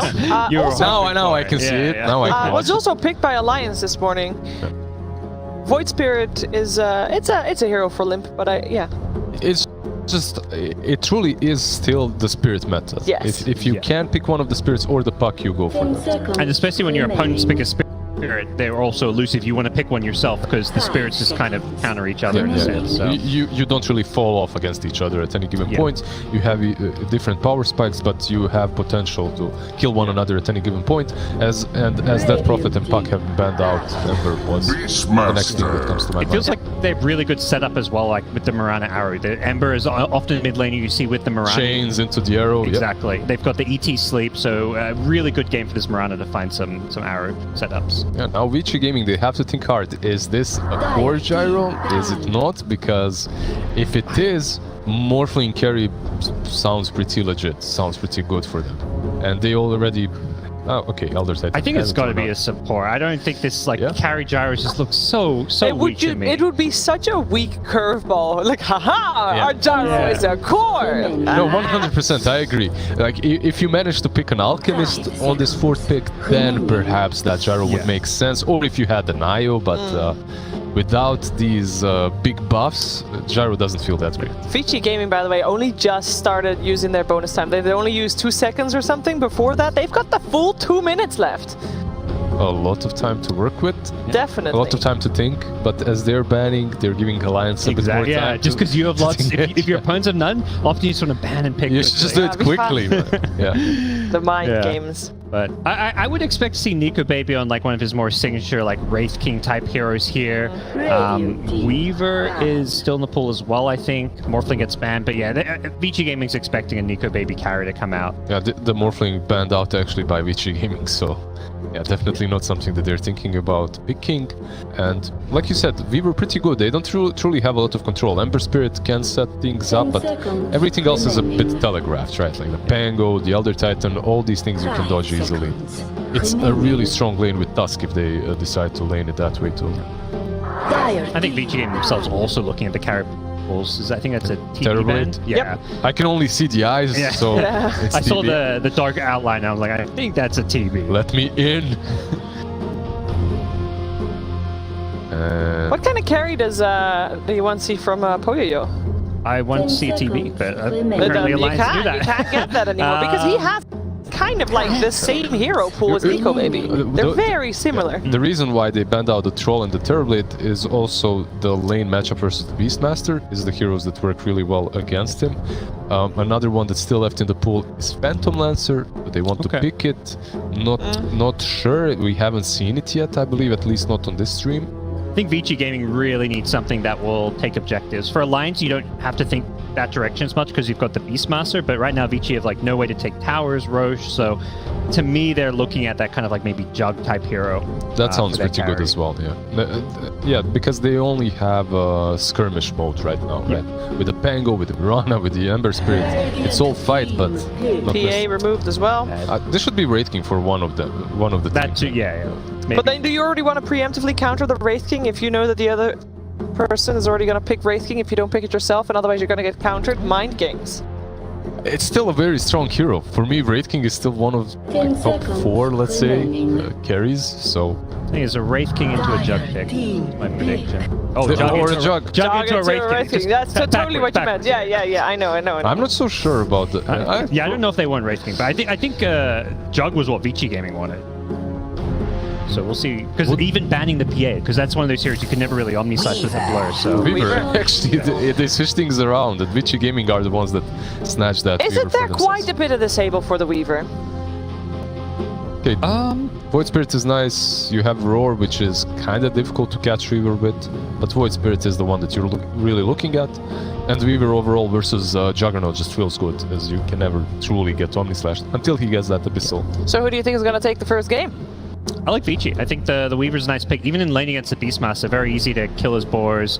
You're just not going to get pressure as much. So an Alliance, I just think overall haven't looked that solid today. So mid game, on the other hand, you have a peculiar draft. You have this Weaver that shouldn't be pressured too much. I also like both drafts, but so far Alliance hasn't proven to have earned my favor. So I'm going for Vici Gaming.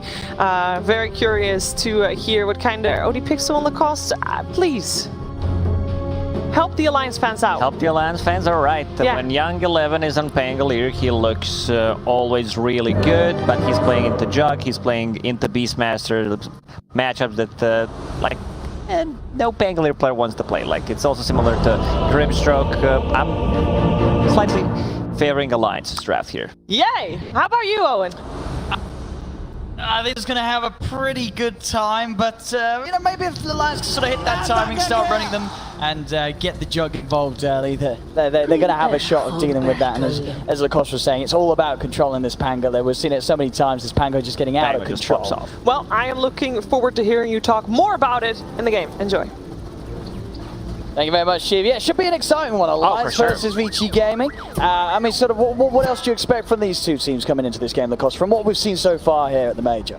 Alliance looked a bit shaky today, but with the draft like this, I feel like they can bounce back. Also, let's talk about the itemization, Owen. Jug? Hand of Midas, yes or no? Oh, I'm sure Nico Baby was watching that game earlier, unless they were playing a series at the same time, which they might have been doing so. And he's probably thinking to himself, oh, I wouldn't mind that. Wouldn't mind a bit of extra gold, bit of extra fun. We'll see if he goes that way. Hasn't normally been the build-up for Nico Baby on his Jug. Have a may bug. be tempted after seeing that performance earlier from Yawar's Juggernaut. Yeah, wondering what kind of bug it is. We got a bug? Oh, maybe he saw Weaver and he's like, yeah, that's the bug. Should Weaver say Juggernaut or Jug Bug. Samurai. Something in there. So they can fix the bug. Well, what could the bug be? Well, there are many, you know, we're still in beta. Whoa, With every single patch, geez, a couple of bugs occur. Lovely you know. game. A lovely game. I've been playing it for 15 plus years, you know. I love the game. Oh, well, he's out. He's had enough here, Nico, baby. See him be able to fix whatever's gone wrong for him. And we'll see sort of how they want to set these lanes up. Are you excited to see this, some more support Gyro? FNG bringing it out this game? I don't feel Gyro right now as a carry. You know, maybe... for sure, not as a core. Maybe if, you know, Alchemist gives him an axe, then he feels like a real hero. To have some kind of buffs for Gyrocopter feels good. As a position 4/5, it's a good hero. I think that's the role that he should be played at right now. You need to, like level 1, level 2, Rocket Barrage once you get that level 3. A lot of damage. You want to have hero isolated to deal more damage with Rocket Barrage.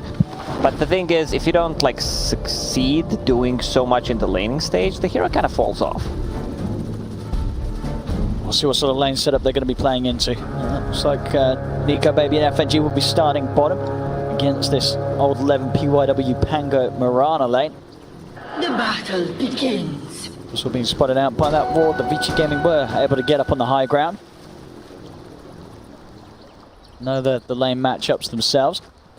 S4 once again on his Beastmaster, the ones that he was incredibly solid on throughout the Regions League. Try and bring out that top performance here. Teams such as VG Gaming. A lot of slow in the top lane, tag team, plus slow from the boar should be really good. I don't think they can just go on Beaver, but they could potentially go on Elder Titan, who is not as speedy, just that extra slow. Also, I see Tusk trying to get the Orb of Corrosion, which I really like. Like, this item is, I'm not gonna say must-have, but it always feels good to have. Gives you tankiness, gives you that slow, extra slow, gives you that extra minus armor. You get pretty much a nice kill by Handskin. Boots of Speed, gets the courier, drags the creep wave back.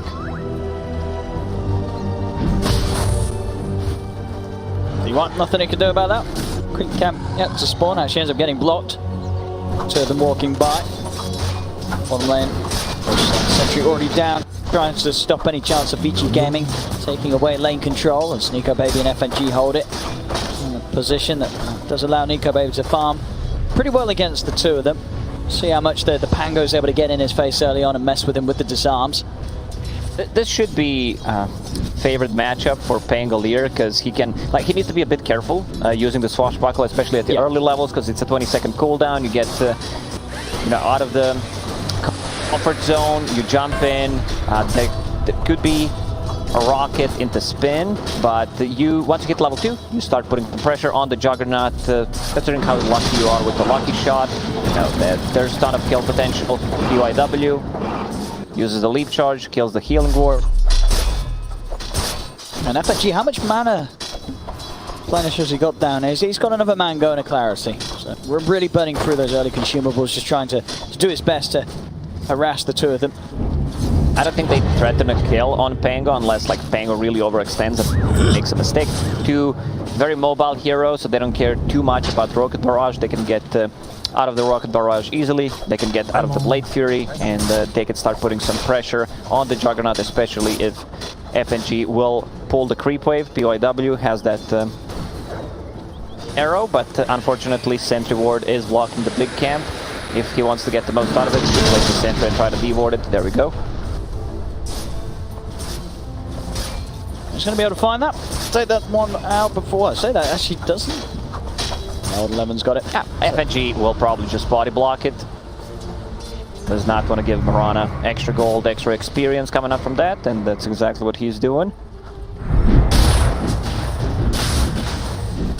Likewise up top, Hanscam making sure the DY is not able to set anything up around there. The camps is being able to step outside of the stomp, and of course with the two of them, the boar helping out. Hanscam able to give a good punch into DY, sending him out of the lane and getting a bit of space for S4. The creep wave will start to push in against Alliance, so S4 be able to get a good bit of farm. There's the one furthest behind at the moment out of the lane setups, but to be expected with the matchups that are at hand. Once again, going for the courier on the top lane, will be able to get it. Good micro from Beastmaster. Sets a Hawk near the tier 2 tower to see the rotation coming up from the couriers. Sends a boar inside the jungle to see if they're stacking already.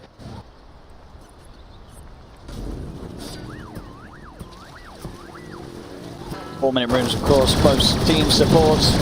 Handing over to try and do something about it. FNG fending off EYW. Missiles coming over. Ori is going to be able to dodge that. But Limp will still be the one to grab the rune, and it is that double damage.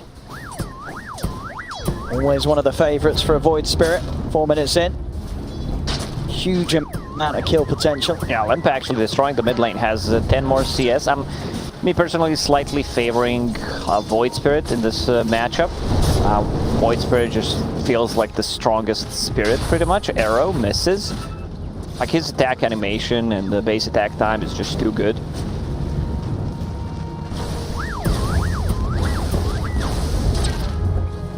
No chance of PYW able to make that rotation onto mid. It's tricky to grab the Void Spirit with the arrows. Even with that ward up on the high ground that VG Gaming do have inside the mid lane, quite enough to find the perfect angle. Lane out, let them make the pull around. FNG's trying to stick around aggressive for the bouncy rune. It's not going to be able to get it. Again, Ori, very nicely done with these sleight of fist dodges. And he may just be able to get a kill out of this as well. The arrow comes he does not need a setup. Like BYW, it should be a good Mirana game as well, because they have like Stomp into Arrow, they have Rolling Thunder, possibly a setup, and most importantly, Searing Chains from the Ember Spirit.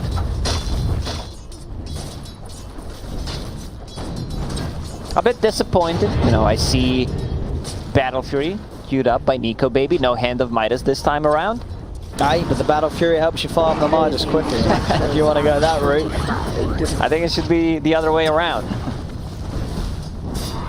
Oh, and we're just kidding, there's no Hand of Midas into Battle Fury unless it's a pop. There we go, PYW. This is always going to happen. Limp hits the 6, and with the DD rune, pretty much a guaranteed kill on any of the squishies.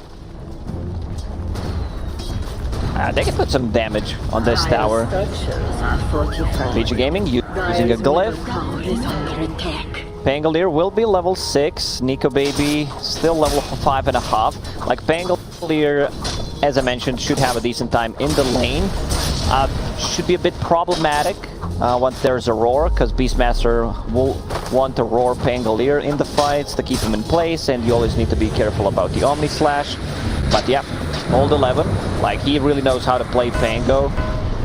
And same item build always for him, you know, getting that Maelstrom to be able to scale because you one-shot the creep wave with it, and then getting a Blink Dagger into Yule's Scepter, get a Shard, and if the game goes on, get the Abyssal Blade. So I expect him to pretty much go the same build, because with this type of a build, you can use the Rolling Thunder, blink in on someone, turn around, with the Shard, do 180, stun again, Yule Scepter in the air, stun again, so it's like a triple stun with the Rolling Thunder.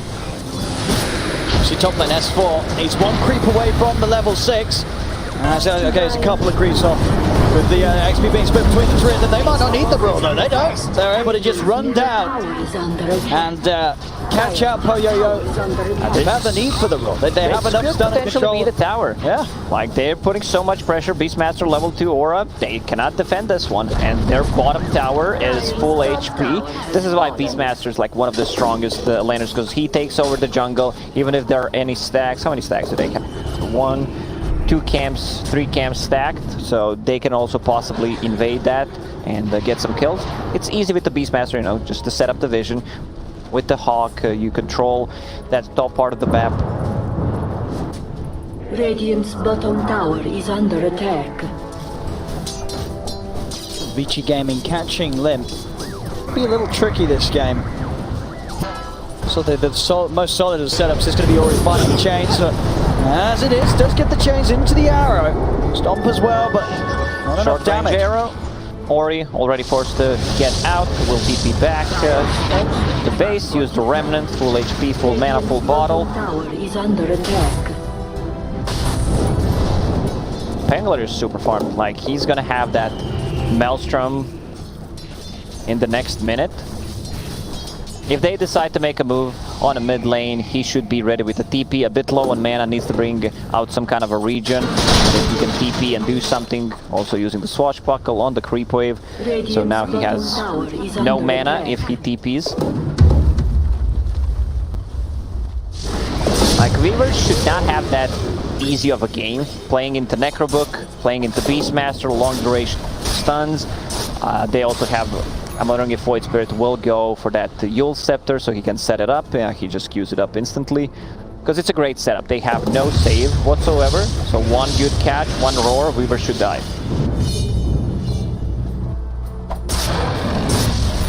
Nico Baby very happy with the space that he's been given. It's unlikely that VG Gaming is going to come hunting for him in his triangle. VG Gaming with the smoke. Seeing if they can catch Alliance as Alliance back off from VG Gaming's half of the map. FNG and S4. See if Ori gets the catch here. Over to FNG goes. The arrow already comes out of the chains. On with the stomp and a remnant. It'll be more than enough to take down FNG. It's the space for S4 to cleanly TP out from top. Quite a big movement from VG Gaming, only resulting in the support gyro kill. They're fine with that. Juggernaut farming the jungle. Beastmaster has the roar up, a bit low on mana. But if they bring one extra hero, it should be the kill. Rolling Thunder. A little late without that. As Old Eleven's not able to actually get the timing onto Limp. Limp's able to just step up, grab the bounty with top lane. Weaver. Oh, he's not going to get the chance to get the time lapse off. He goes down. FNG with the cooldown is actually able to help pick up a second for S4. As they get the two of them. Yeah, that's what I said 2 minutes ago. Like, they go on Weaver, does not have any kind of saving ability. The hero is very squishy, does not have much HP, and now that goes through match community, so Juggernaut will always be, able to TP out if he feels that he's in trouble. So far, looking good for Alliance. They took a mid tower, they took the top tower, so they can invade the top part of the jungle. They also have tower on the bottom, which is half HP, could potentially defend that. Hanskin not level 6 yet. I'm wondering where the tome is. Gyrocopter actually took it, and now he's level 7. Okay. I mean, FNG's just let Ace said, I'm the boss. I want the levels. I mean, it worked good out. arrow on the mid. Great setup. What did you learn? Not an easy kill to get by any means there, that one. It's always going to be tricky to catch Limp.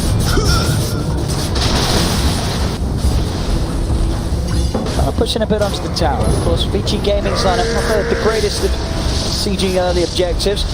Nico Baby, he knows that. Stands his ground.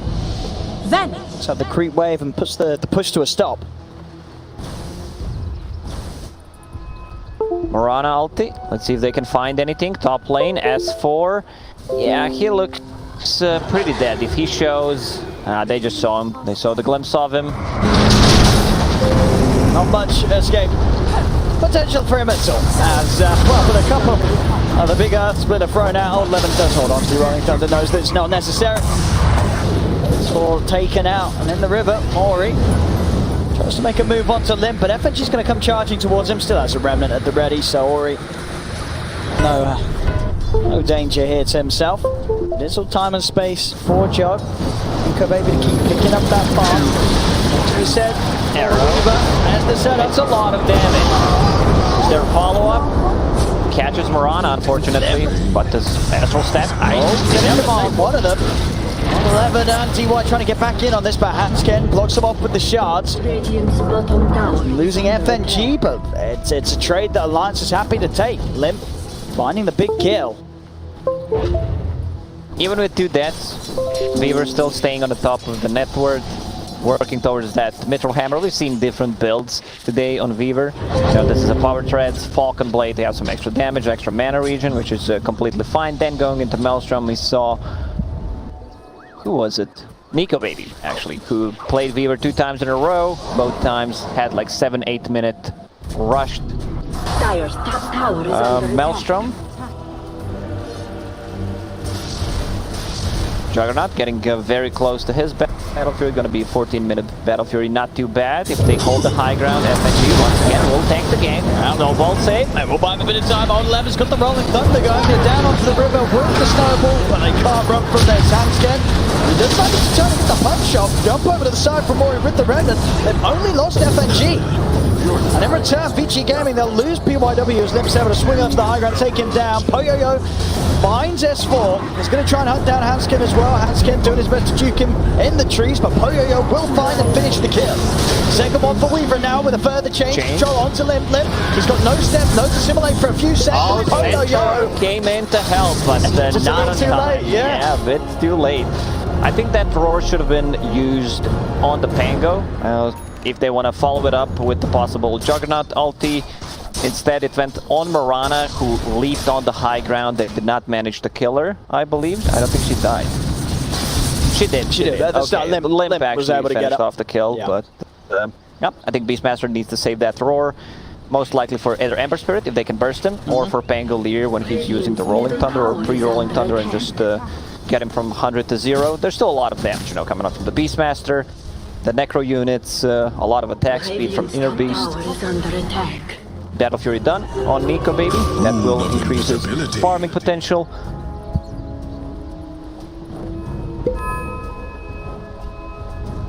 Shadows, take us. Good scan from the Dire. They know something is up.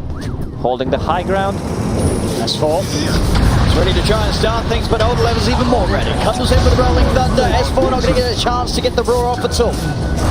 As he heads up into the high ground, VG Gaming's there waiting. And now Poyoyo's ready to try and chase down for more. Nico, baby, he's got no TP for a couple of seconds here. And the call down. Now see if they can save Nico, baby. Nico, baby looks to turn, goes in with the Omni Slash onto Old11. And they take down the Pango. Missile heading over the way of Poyoyo. They've got the first. So much damage. Poyoyo, he's not able to make it away. Enough damage to take him out despite his attempts to run with the Shikuchi. That's problematic, the setup from Eder Remnant. He's getting very close to the Yule Scepter, so it's going to be much easier to control Weaver. Gyrocopter just using the homing missile, the rocket on Weaver, one of the reasons why Weaver is going for the Lincolns here, and of course against the Beastmaster, they don't have too many abilities that can proc it, so good stuff. Hanskin, however, farming on a mid lane a bit, trying to farm the Blink Dagger. It's going to be much easier to save. Like, his job is going to be, when he farms that Blink Dagger, to either burst people who they stun, or just save people who are chained into arrow combination. Tusk is such a baller hero. I think Tusk has, like, very high win rate. So far in this tournament, I'll actually check it. I think what you were saying so earlier today, so 70 plus. 66 right now. 66. That's what DOTA2 says. It's pretty high for the amount of games he's been coming out in. Top lane, VG Gaming catching S4 once again, just sort of trying to push out on his own up top. Just giving space for the rest of his team. I mean, Nico, baby, of course, getting the freedom to farm wherever he wishes. Top limb. Is he going to catch Ori? No, Ori. He tried to use the snowball to dodge that stomp. Not on time.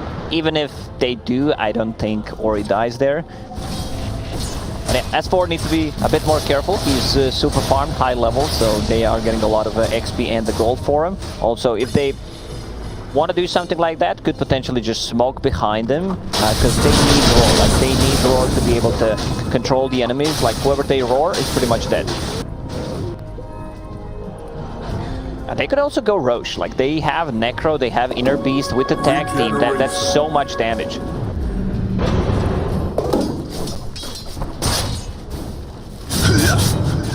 They wanted to go for it, but then kind of like, yeah, maybe we need a Juggernaut, but if Juggernaut runs straight into Roche Pit, they will know something is up. Yeah, absolutely. And it's always going to be a bit of a tricky part to farm in, fight in when you have this ET Pango on the other side. Thunder, of course, at the ready.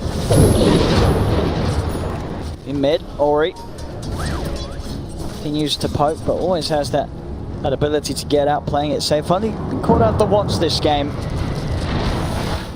course, for him as well as Poyoyo, these Lincoln Spheres will be ever so important against pretty much the main way of of Alliance's ability to set up this roar from S4. Nullify that and play around it. It's going to be very hard for Alliance to lock them down.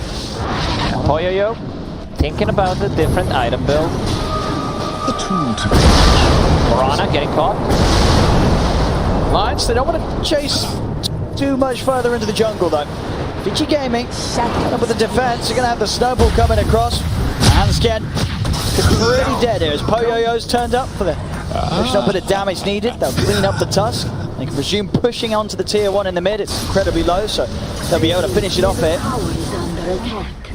Radiant structures are 10,000 effort on Juggernaut. He's becoming super strong right now. We'll have that status resistance once he finishes it. Uses the spin. Let's see if there's a follow-up. And they've got the setup. The Remnant is there with the Remnant. Oh, the sleight of fist and his own Remnant. Oh, he's still able to jump out of the sun. Here comes 11. Comes in, he's onto Nico Baby. Nico Baby's not going to get the chance to Omni Slash. As Nico Baby's gone, Healing Ward's still out, providing some safety for S4, but it isn't enough with the arrow connecting. They'll punch down S4. DY coming in with the hard hits. They need that Juggernaut ulti. They need, I think, maybe, I want to see that again, you know. I think they could have potentially killed the Ember Spirit there if they used the Omni Slash. Maybe he was still spinning. But right now, VG Gaming, they're inside the pit. A lot of minus armor coming out from the Swarm, coming out from that Pangolier Lucky Shot and Orb of Corrosion. Like, Pangolier is one of the best heroes in the game to take the Roche with, because he's your perma disarm. Like, Roshan's not dealing damage. Roche, that's going to go the way of VG Gaming. Limp not quite able to make the jump in time. Aegis onto Poyoyo, now VG down the hunt. You'll set up onto Haskins straight away to jump the chain. He's got the two of them already. This buckle from 11. It tears from FNG. Rule comes out from S4. No He's got to run. They can't commit onto Ori. They're already down 2 members. Nico Baby is trying to find a target to jump in. Heads on a PA.W with the Blade Fury. Now looking towards Old 11. Does have an Omni Slash at the ready. Put the rolling fingers back out. Old 11 standing with control, and Poyoyo's you know to finish up S4. Nico Baby, he can't press ult. He really can't. He's trying his best. Every bounce, and now he's going to try to hide in the pit. He's got the Blade Fury, but he's got no TP. He'll be able to jump out with the Omni Slash. Will pick up the kill on DY, so at least able to take something out of this. But now Poyoyo and Old 11 will chase him down. Can Hansuke keep him safe? Jump over the stone. Poyoyo has to jump out, but the slide of fist from Ori catches, finishes off the deal, takes down Nico Baby. Ori also going to find FSG. There's so much damage coming up from these two heroes. Both heroes have Maelstrom, so a lot of procs in the team fight. They can deal well with the summons coming up from the Beastmaster. Whew. He was trying so hard to get that Omni off on the Pangolier, but it was not there. We'll see on the replay once again. The way that it all kicks off. Excellent start from Ori. And of course the damage coming out from all three. And then cores, Rory comes. Rory. Rory. Roar on Ori. What about S-Roar? I mean, it works, it works. So, yeah, 10k gold lead suddenly for VG Gaming. Lincoln's here done on Ember Spirit. That's going to help out quite a lot. Hansken only had 1 point in Snowball. I like Snowball just to lower the cooldown, like the stun duration scales. So I'd prefer if they like max out the Snowball instead of the shards. Sure. What could you? But just the disable is what they're just missing a bit of now. It's just not long enough to sort of catch Weaver. Yeah. Radiant's bottom tower is under attack. Sken's not going to do much more than just hide in the trees. Doesn't want to show his face here. Mid lane. Hey up. What's him doing there? All right, he wasn't ready for that. Then just losing his life on a little bit of a solo mission down the mid lane. Well, I said it's looking good for Alliance. Well, you did. 5-10 minutes ago. Now taking a bit of a turn, yeah, you know, a bit of a caster curse. Juggernaut's level 18, but he's pretty much the damage. Like, he is the damage. They will need this Void Spirit to finish off the Aghanim Scepter to have a bit more control. Weaver beat the Aegis. 11 jumping in. I mean, that was a good attempt there. That Blade Fury was coming to an end. Very close to the ending of that TP. 11 tried his chances. Nico, baby. Just enough coverage with the Blade Fury to get out in time. This is one of the problems with the Gyrocopter 5, because like you're not playing aggressively, you didn't get too much out of the lane, and now pretty much it feels like you're playing 4 versus 5. Like you don't really feel the influence coming from the Gyrocopter. S4, like his item progression is not there. He had a good laning stage, they took the tier 1 tower on top, then a couple of deaths really set him back. Now sitting at the middle of the pack, Murano almost has the same amount of farm. Radiant's top tower is under It's off Gamerman each time. They're just making sure that S4 doesn't get the chance to find these roars. Blame Yo-Yo. Tower. Bottom. They're starting to have a bit of a tease here with Nico, baby, but there's a lot of backup. As soon as the rest of Alliance shows their face, Ori immediately out of there. He's going to be even more agile, jumping across the map with the Aghanims. It's very hard to kill him right now, because he has a Lincoln Sphere, good itemization from Vici Gaming. They will have a second Lincoln Sphere done on a Weaver in a second, so they cannot roll the target, they cannot set up things with the Yule Scepter into Remnant. There we go, there's the setup, there's the counterplay there.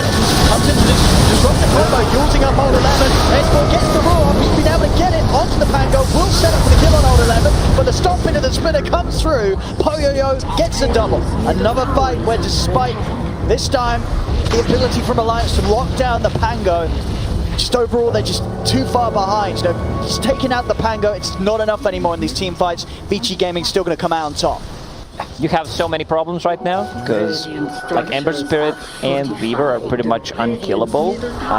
Pangolier is also the one who's causing a lot of issues, but yeah, I don't think they have the answer for Weaver and Ember Spirit right now. Not how many wards do they have on the map? Like 1, 2 observer wards from Vici Gaming. So they see a bit of a triangle, they see anyone who's trying to split push. That's a good ward. Nico, baby. He's going to get the Blade Fury and the healing ward out. He's trying to TP. He's not going to make it. Not lasting long enough, the Blade Fury to be able to put the TP to an end with the Yules. That seemed like a really long TP. Maybe he was not trying to TP to the base. I think it must have been though, right? Because it seemed super long. Well, if production is you know, willing to show to us again, we can do the count. You're doing the math. Whenever we're casting together. There we go, they're giving it Yelakos. Okay. So let's see where it is. Do you see on the mini-map? Oh, I didn't actually, this was just after it. Okay. Oh. Thanks anyway.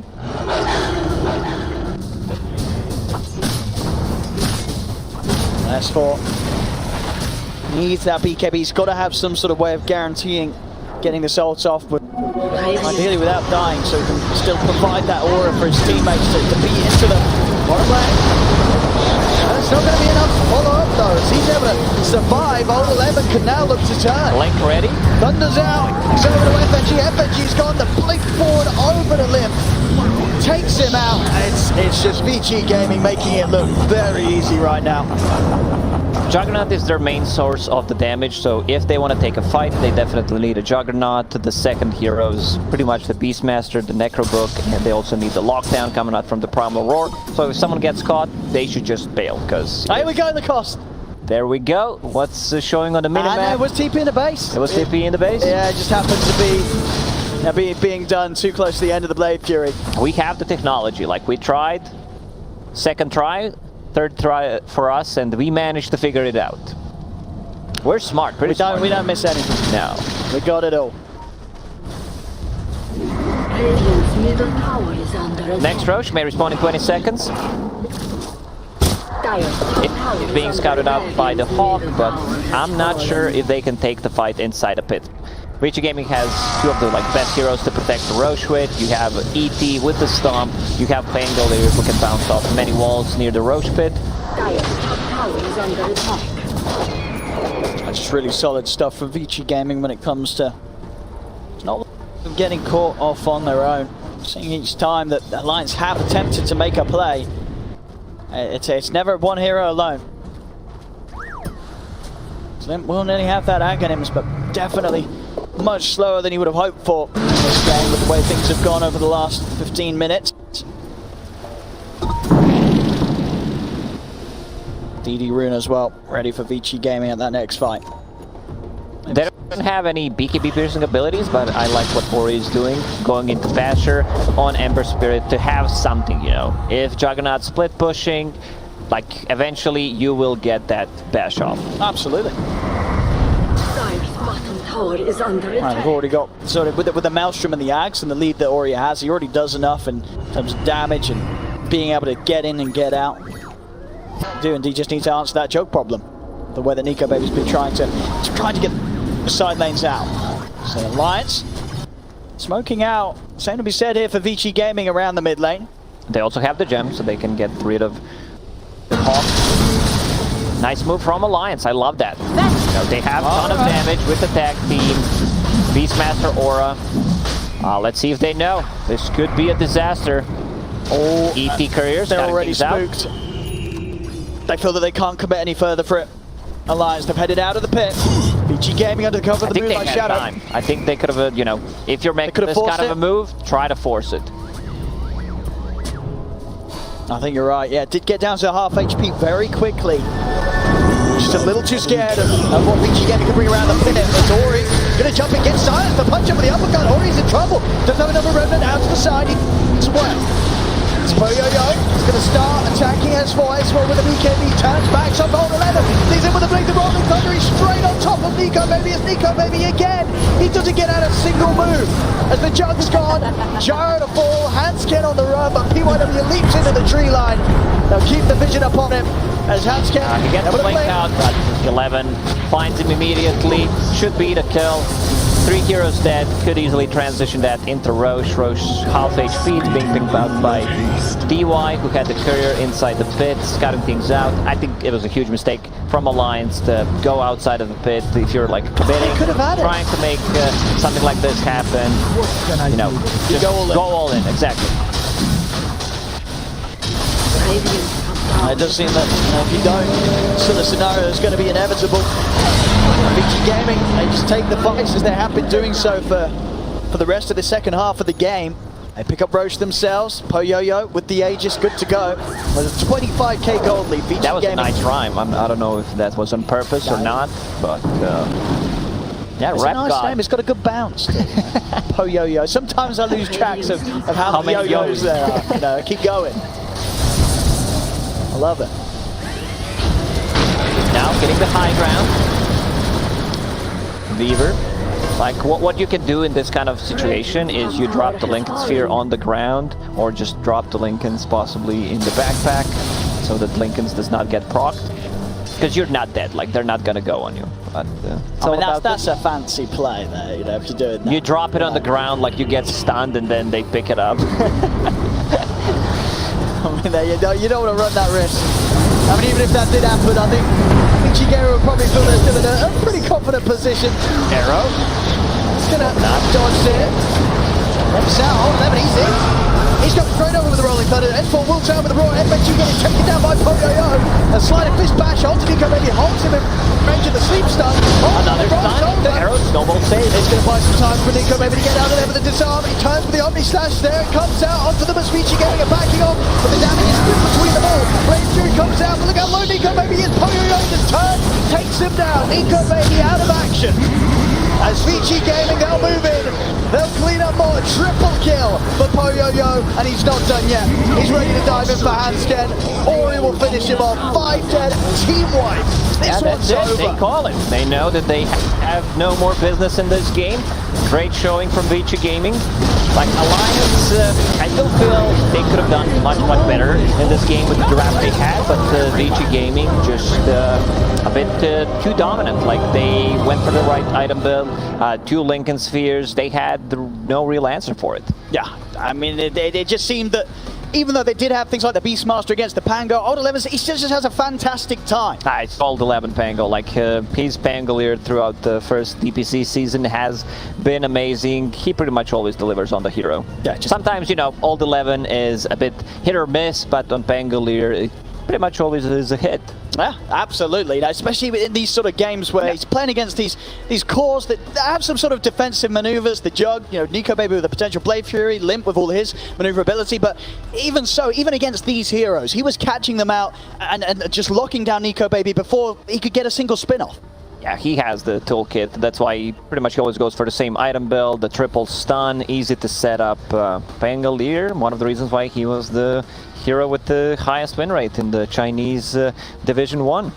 Certainly seeing that here is a very impressive showing from VG Gaming in this Game 1 comes out for them. We'll see if Alliance can pick up themselves as they get themselves ready for Game 2. Yeah, they definitely need to. Thank you so much, Audi Pixel and the cost. And this... Okay, so it was fairly even for the first 15 minutes, God's Lizard. And then it just went.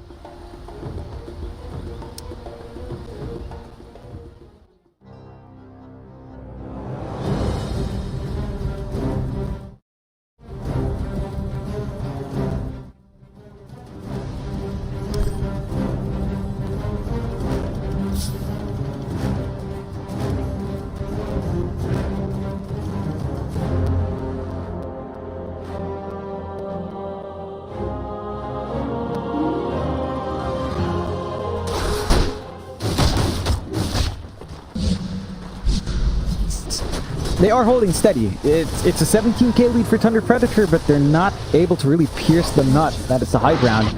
So all things considered, Aster are actually holding out fairly well. They are.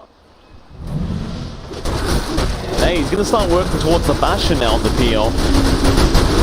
Could be a stage where the PL could just outscale the Ursa later on.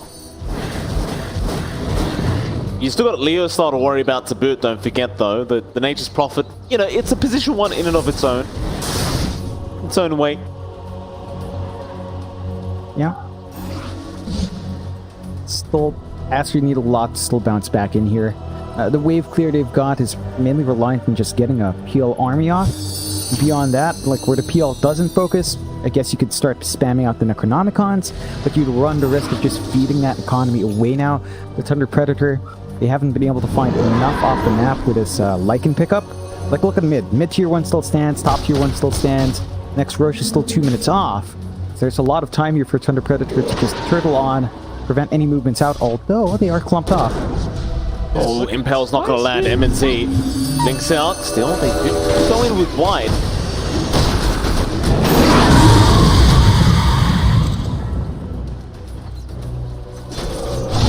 Lane moves. Roll away. Asta just seemed very satisfied. Continuing to hold. It's a slow build up, but they'll eventually get there. They now queuing up the I Have Skadi pickup. Meanwhile, MNZ is going for the Swift Blink, which is a very balanced item. Oh, so balanced. Like that move speed, excellent. The attack speed, excellent. Combine that with overpower, chef's kiss. Mwah. Very good stuff. Aster is going to have a hard time against this. Do they even have like a Heaven's Calibrate up? No. So, hey, no disarm means the Ursa just gets to run around. It's the Dagon build up here as well for White Album. Wonder if that's going to be enough. Level 1 Dagon by itself, not quite. But once you hit Dagon 5, with the next Vendetta hit, that could be something to build into. Perhaps? Astar, they've smoked up. It seems like they're only really smoking to just get in position to farm, but maybe they go for a pick-off. They'll scout out the Roshan pit, but that's 20 seconds away. They are right by Leo Style at the moment. That'd be a great pick to find. But instead, they're going to find the rest of Thunder Predator making their way over. XXS, he gets the wolf form up in time. Meanwhile, in the back, they got MJs already. Egg down, Monet moving his way in, back onto Moons. Moons dropping low, still mad. He'll die on the Phoenix, and Moons is still fine as he goes back after Lan M. Dreamcoil again going to be committed onto the Earth Spirit only, it seems like. As Lan M, he'll die. It's a 2-for-1 trade, and unfortunately for Asta, Roshan has respawned. Oh, and this is going to be so annoying as well. It's got an Ags blessing up for Thunder Predator to play with. So perhaps a free Ags coming in for M&Z, which means he's going to be able to enrage much more often and enrage true disables. Gives him so much more to play around with. Another cheese on the deck as well, and it is indeed MNZ. So 18-second cooldown on Enrage. Popping that off when he's disabled. And they had some opportunities with locking him down. Now they have very little. And a 30k lead for Thunder Predator, but they're playing it safe. I like this. Like, they're not overextending, they're not getting too cocky. They respect that Aster has good high ground, and they don't want to throw away the lead. So slow and steady wins the race here. They're just going to have a lot of items to play with in Aster. And they've got a really tanky PL, but it just hasn't amounted to much. And there's that very balanced point dagger for MNZ. Top lane.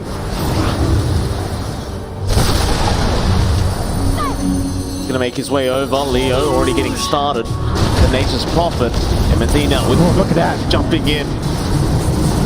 They give him the Dagon. The warning shot there from White. Now Dream Coil off the mark. What? Number 3? Or even number 4, I think. I believe that was number 4. Yeah, that's... I get what White Album's trying to do. He's playing on the edge. But man, that has got to land at some point. You can't afford to keep missing. It's your setup for Egg. Without it, the Egg is just not going to be that successful. On the bright side, they are still holding high ground. Thunder Predator, even with the 31k net worth lead, have not found a way to breach. Hail out. Monet, slowly but surely getting much bigger on this Phantom Lancer. Frank, he's had enough. He's popping the ulti. They're going. They're committing for this. White, he's in. But there's your Abyssal Blade right onto Land M. They want the next step. They'll get the next step. He'll bite back immediately. Back in onto the Lycan. The Wolf trying to run. So close to dying, but he's going to be just fine. Meanwhile, MNZ still going. False promise. It does come out to make sure the Ursa won't die once. He still has the Aegis anyway. Will go down.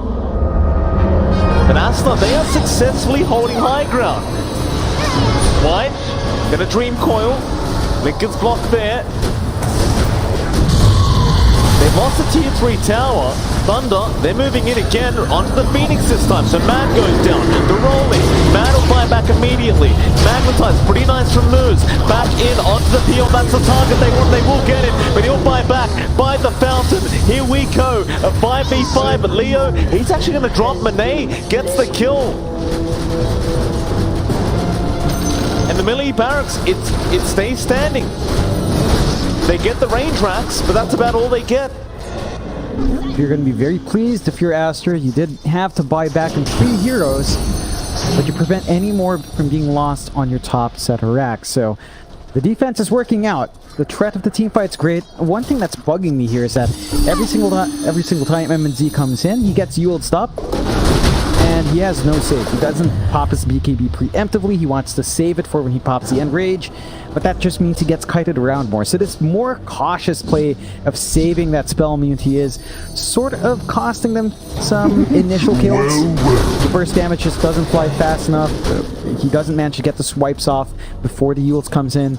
So there needs to be some follow-up. MNZ needs to line his initiation with their Earth Spirit.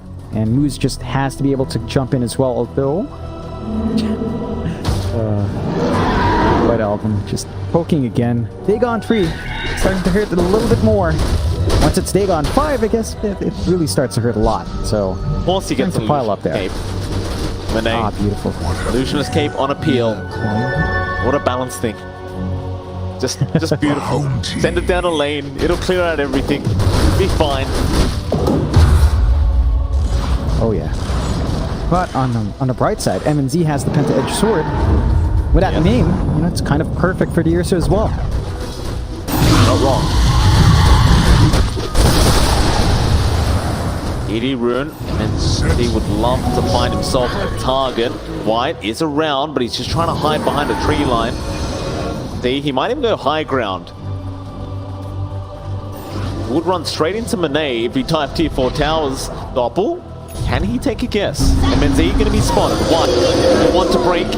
Frank X's him out. Start chipping away.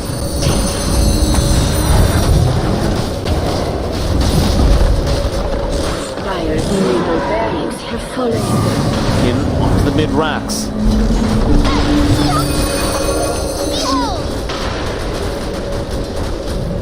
Eventually, this exorcism is going to hit the racks. They are going to get the mid. Or maybe not. The glyph is there. Asta just hell-bent on holding these melee barracks. 5 HP. They'll take one out. And that'll be enough for Thunder Predator. White, Coil was available. Needs to be careful though. Jump in from the Earth Spirit, but Monet sends in the illusions immediately. Now the wolf form. There you go, John. There's the Agony Accept Appeal. Oh my god. He's a wolf now, John.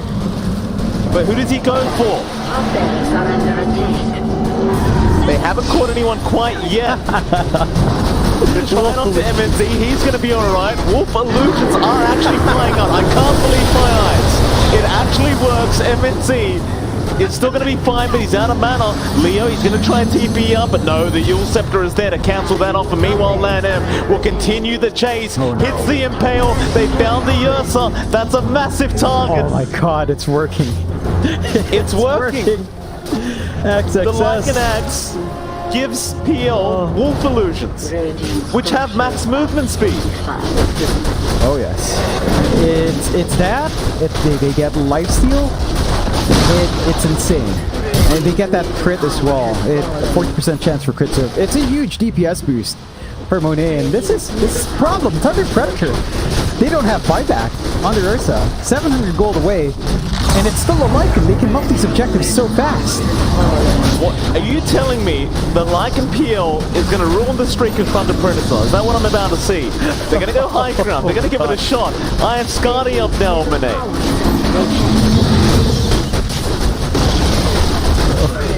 Onto the mid-racks. There is no buyback. They could try for the tier 4s if they realize, and they do. Monet says, screw it, let's go for the tier 4 towers. They're going to give it a shot. Frank will be stuffed up.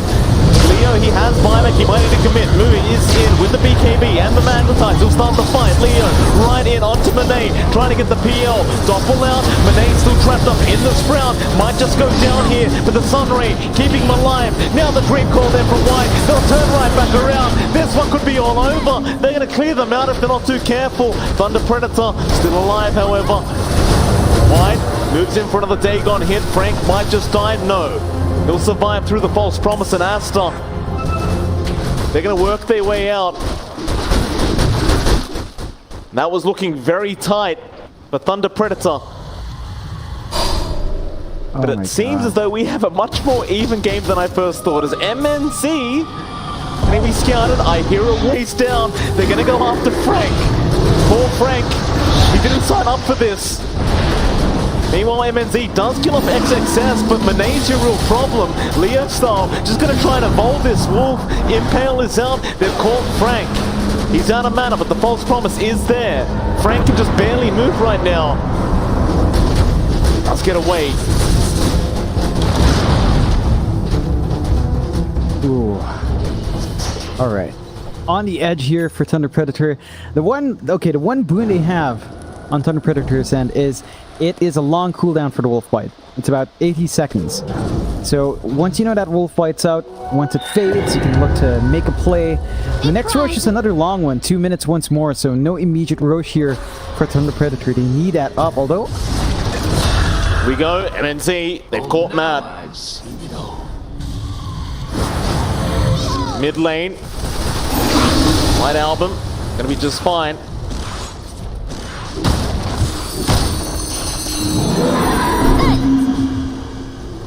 Did I not just see a Divine Rapier pick up on somebody? Frank, X, out. They found White Album. They'll get the kill.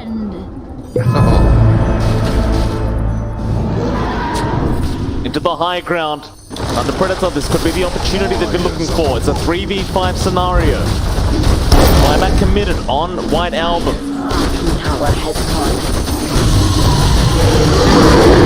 They just want the Megas. The backdoor protection. They could go through it, but it's very risky. Monet, he's right in onto Frank, draining the mana again.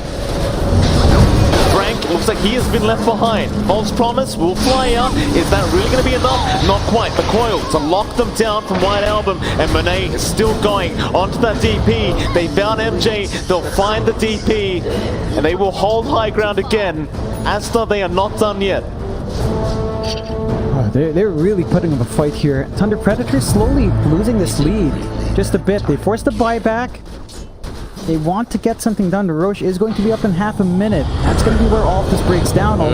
He's jumped in. This could be a little bit too early. He pops his BKB now, but Monet is going to chase him down. This Earth Spirit will try to roll, but it's going to be blocked off. Still MNZ right in, right after that Lycan, but XXS trying to run, won't get out, but it's up to Monet now. Can he get the job done? Can he take down the Crazy Bear with his wolf form? Maybe not. He's trying to run. MNZ's chasing him. Frank, he gets the Yules off. Monet bashed up. He's in trouble. Monet, doppelganger. He does get away just barely. In fact, turning back around, but he is going to die.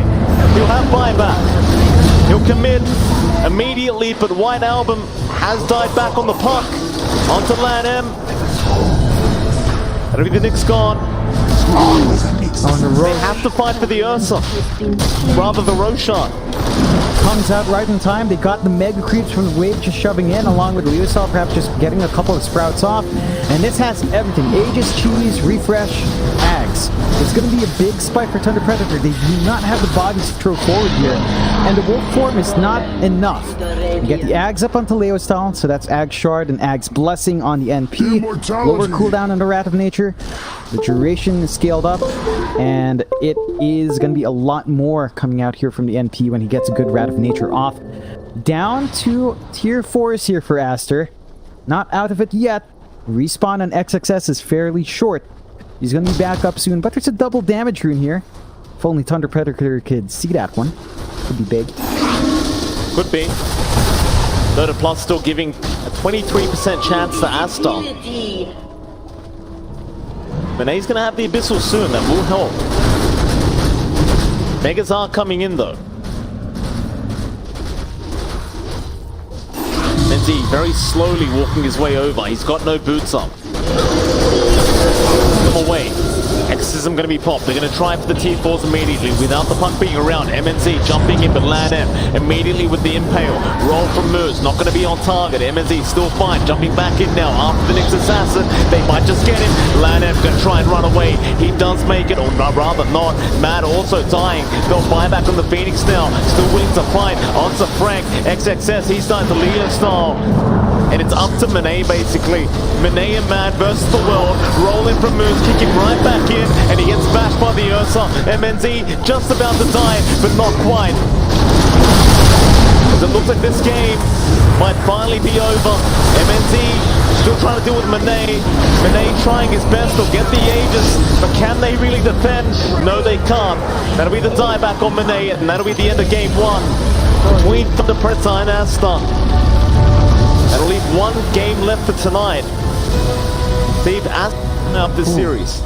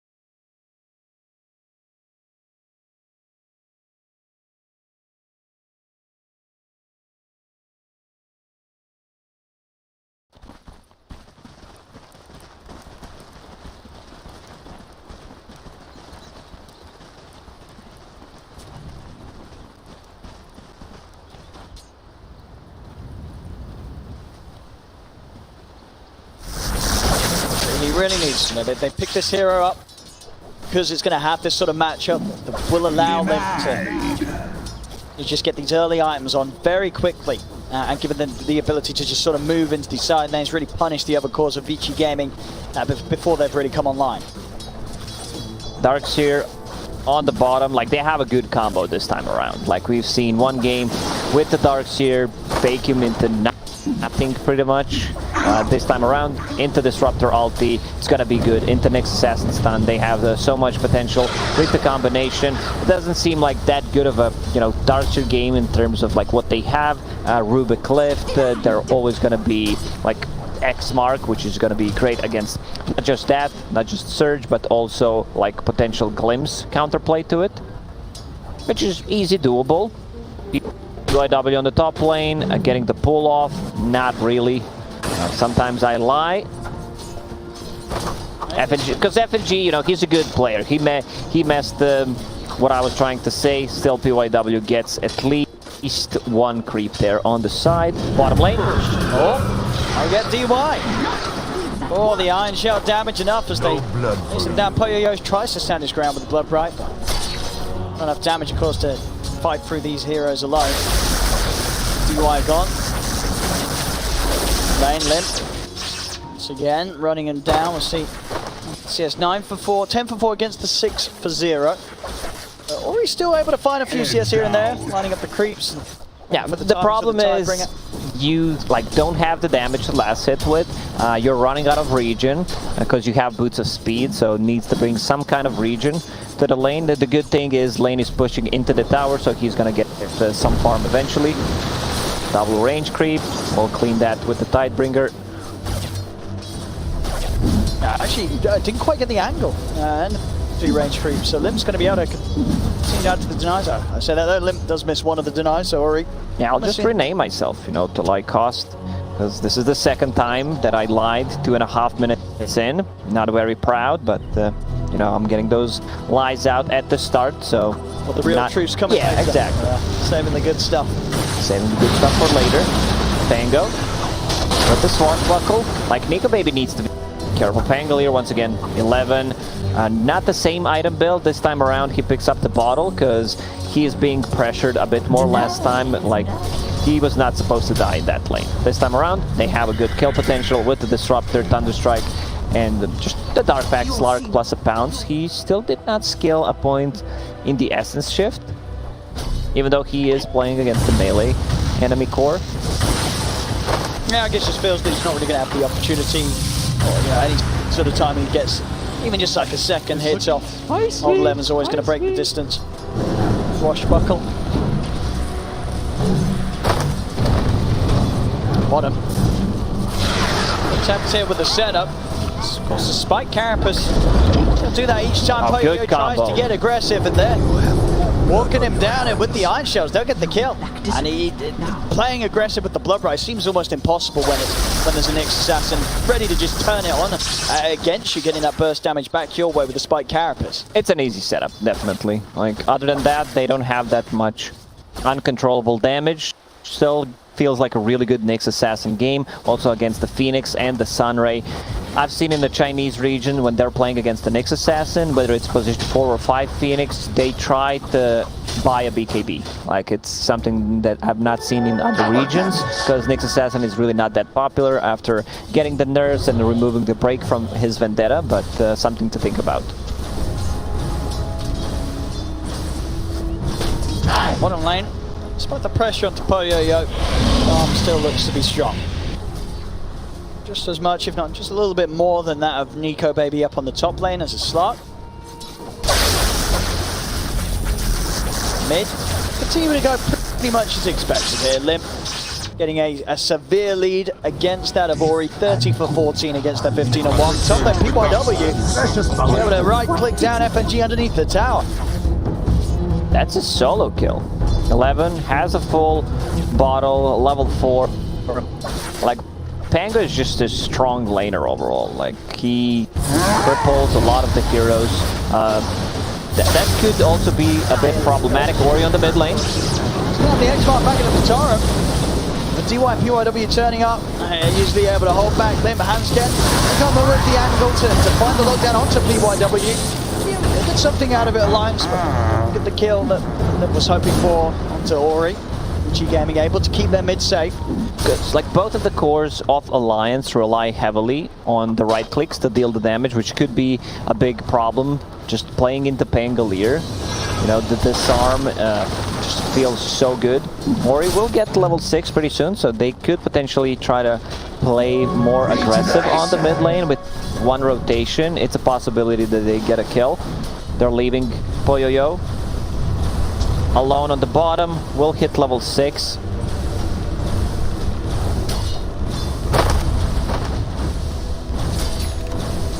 Hansken's pretty high level, you know, he is level 4, 6 minutes in on the next assassin, so that's pretty good. He's also leaving some XP for the Darkseer to collect. S4's having a really good game. 30 CS, has mana boots, got the first blood and the bottle on top of that. They are bringing round Ori though, to try and put a stop to sort of S4's hold on this bottom lane. They're going to have the X-Mark with the rupture. S4 already incredibly low. They'll take him down. Hansken tries for DY. Has to opt for the TP out. Can't stick around any longer with Ori in the neighborhood. Ori has a stack to work with if he decides to farm it or just stack it. Stack unsuccessful.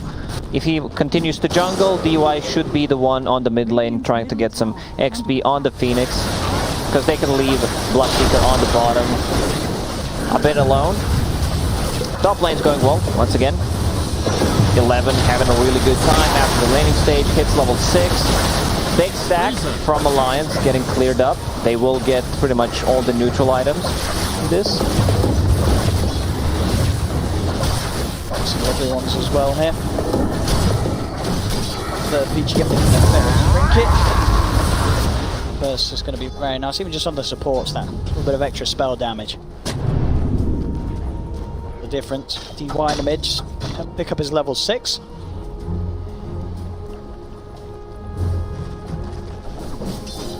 Playing FNG to do his best to keep this lane held in a way that allowing Nico Baby to farm.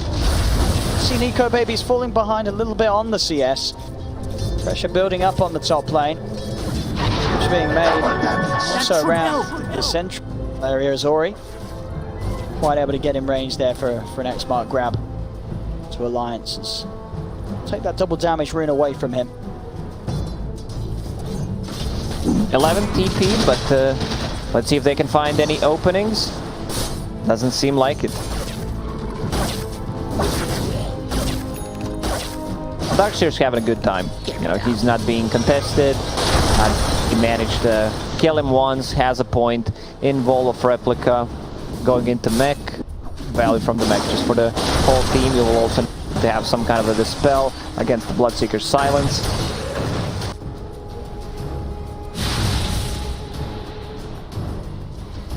Careful around this top lane. Volt 11 having the 6. Saw what he did last game with his Rolling Thunders.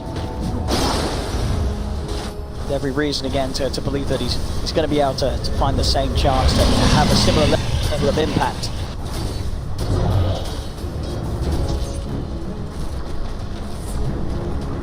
Bottom lane S4, not really too much to worry about down here. Maybe a rupture.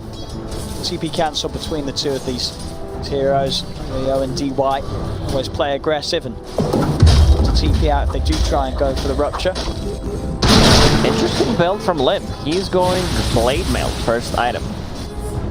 An item that got nerfed, like the cost got increased for the recipe. Alright. I guess he just does not want to get ruptured, wants to be... It doesn't give you more tankiness, but... I mean, I thought Blade Mail was kind of a dead item. We'll I'm just thinking about it. You know, it's good against Rupture, good against Kunkka's combo.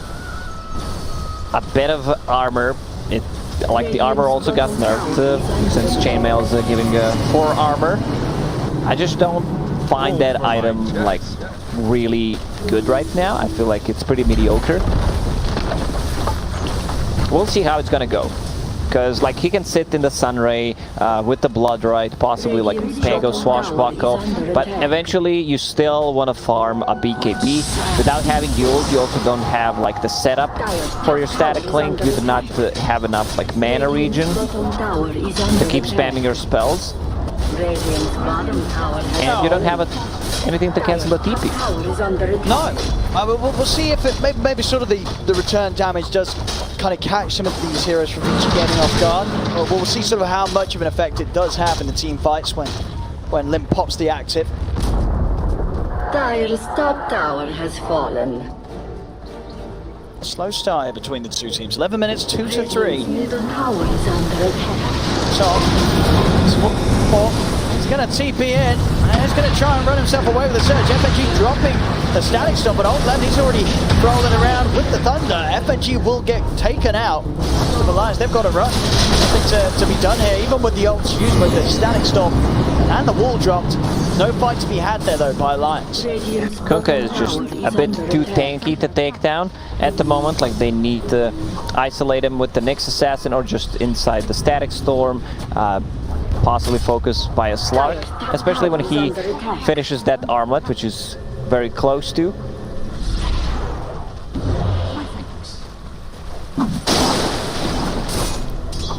They're looking for some sort of a setup mid-alliance, but without the Static Storm, it's hard to get. Let's get the glimpse back by swooping through the middle of the ball, so stop to them being able to chase for anything further. Old Levin over to the side takes the route away from Lim. Alliance can't quite get a catch, and of course with that build from Lim, a lot of it does now rely on VG Gaming going on them. It doesn't, as you say, have that setup himself. It's very hard for them to just set up things. They don't have that like real initiation unless Hans can hit someone from Vendetta. Good egg. They don't have anything to actually hit the egg with. Hanskin looks pretty dead. I mean, 11, he's under tier 2s. He's even catching more. Lim. He's going to put the play bell. He doesn't care about the play bell. He just runs him down, takes him out. As Limp gone, the Static Storm is there. Now Glimpse by Poyo-Yo, if they've got enough damage to kill him, they do. Nico maybe he gets able to find a clean up on the 2. I see a triple. Old 11 as well. All right, just like that. Maybe a little too deep of a dive there from VG Gaming as Nico maybe cleans up big time. 11 just completely ignores the tier 1 tower, rolls in on, yeah, he's actually just pinged it out on the tower. A bit too much damage coming out from that. Look at him. That's why I love 11 as a player. You know, he makes these kind of moves, and this also shows that Blade Mail gives you full sense of security, that you are tanky, which you're actually not. You're just returning a bit of a damage. But good cleanup from the Nico baby. Yeah, I think Nico baby at least is going to be very happy with that one. A lot of sort of golden. Yeah, he's probably like sorry, but I'm not sorry. Ori. It's a big jump up here for the slot. Well needed one as well after Nico baby didn't have the easiest of times in the lane.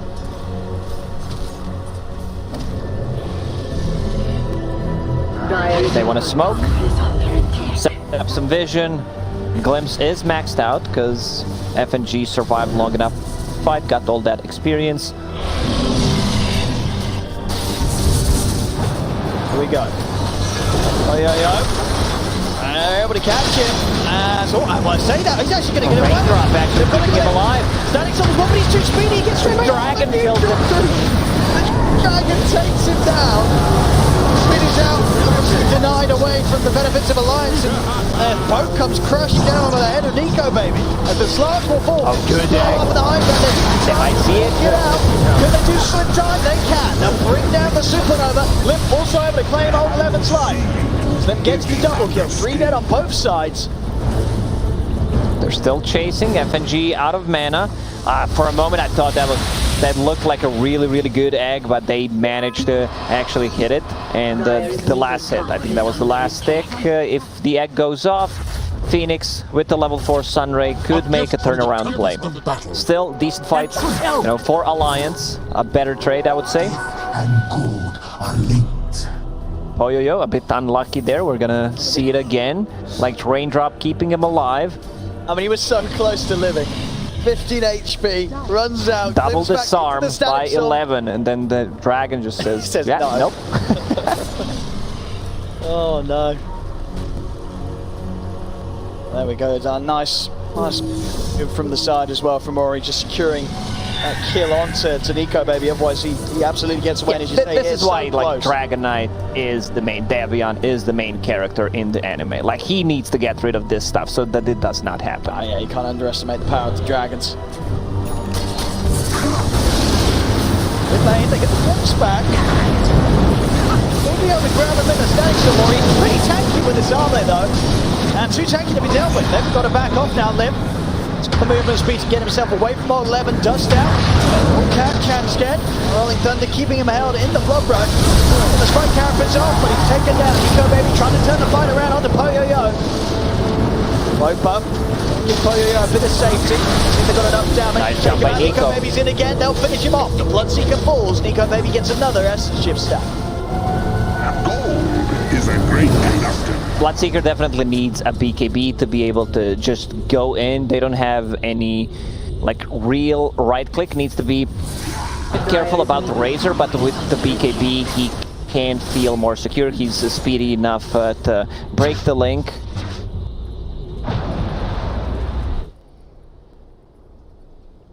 Sound. Thought it's gonna be a bug again. Aye. Not this time. So I talked about the itemization on the Phoenix. If he can get that, I see BKB queued up, which I really like. I've seen it so many times so far in the Chinese region season 1, upper bracket and upper division. So yeah, if he can farm that, it's only because of the Nyx Assassin. You know, he wants to be able to get the Sunray off. Nyx Assassin, like his job is to set things up on a Phoenix. He wants to stop that Sunray pretty much. Outside of that as well, what do you have for Nico Baby? So why? Quite there at this moment in time. For Poyo-Yo, suffered a few deaths off the back of the last few fights. 4, 4, and 0 right now. Also, likewise, same as the Phoenix really needs that BKB. But a little too risky for him throwing out the Bloodbright whilst Nyx Assassin is around, and for the most part, the control of the Disruptor.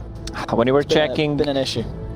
His score, I thought you were gonna say Poyo-Yo with the 440 or 400. It would be much better score for him and a much better rhyme.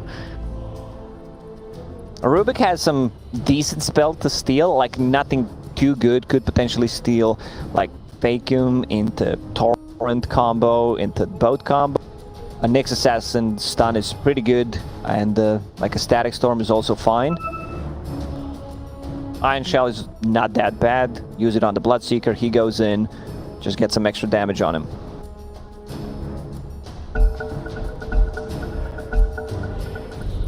Go back on the sound. Fixed. 9. At the moment, very close between Alliance and BG. We've seen many times though today, Alliance have had the tendency to let these sort of close games slip away. This last game, as we saw, once Vici Gaming started to get a lead, there was just no chance for Alliance to swing it around. They will get so much value from the Lucky Shot. Once again, they have 2 cores on Alliance who just want to deal right-click damage, so you kind of killing 2 bugs with 1 hit. And now Kunkka, like his item choice is pretty much perfect, you know, cheap damage from the armlet, a bit of survivability, and then getting Heaven's Halberd, so you get the mischance, you get the disarm against both of the cores, which is really nice.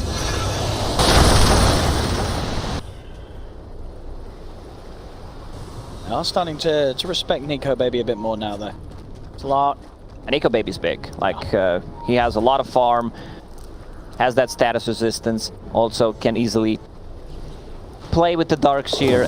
He empowers him with the Surge and Iron Shell, so pretty much max movement speed. Ahead. Drag back onto PYW on 11. Ready to start rolling if Alliance want to bring it. If they don't, I know that Vici Gaming's prepared to fight around the mid lane. Maybe still elsewhere, just trying to get that S&Y done before the next fight. Philosopher's Stone.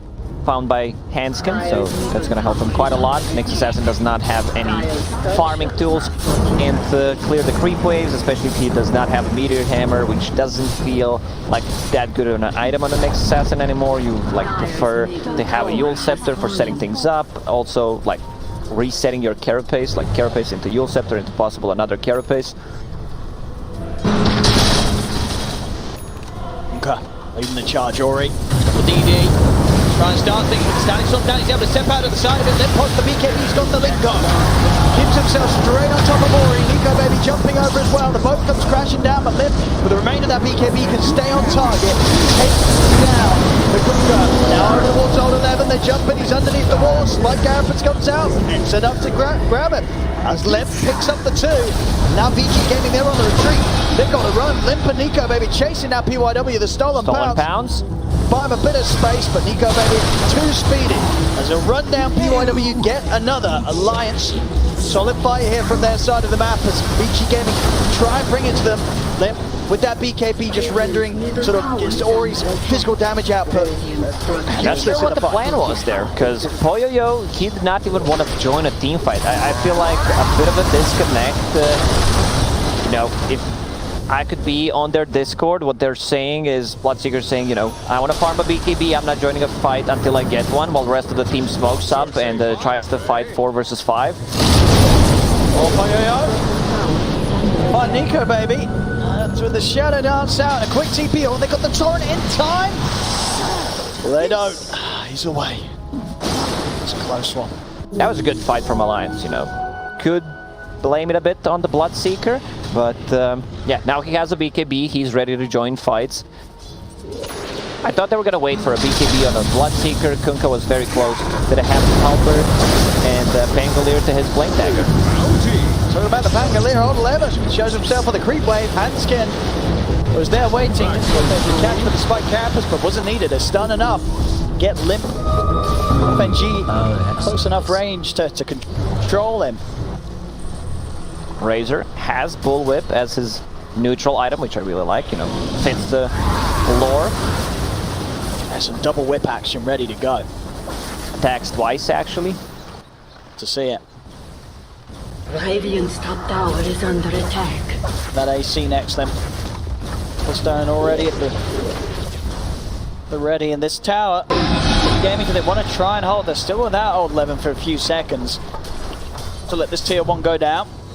Alliance fully set up for any sort of response. DY halfway towards his BKB. Still gonna take some time because he does not get the farm priority. He's also level 11.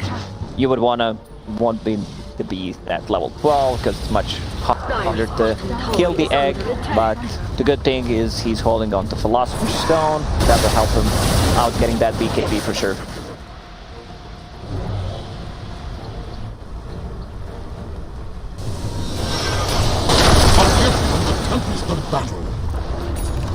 Baby himself also happy to avoid fighting until the BKB's done. And the river, Ori is going to have a bit of an attempt onto S4, but with the Essence Ring, S4 very tanky.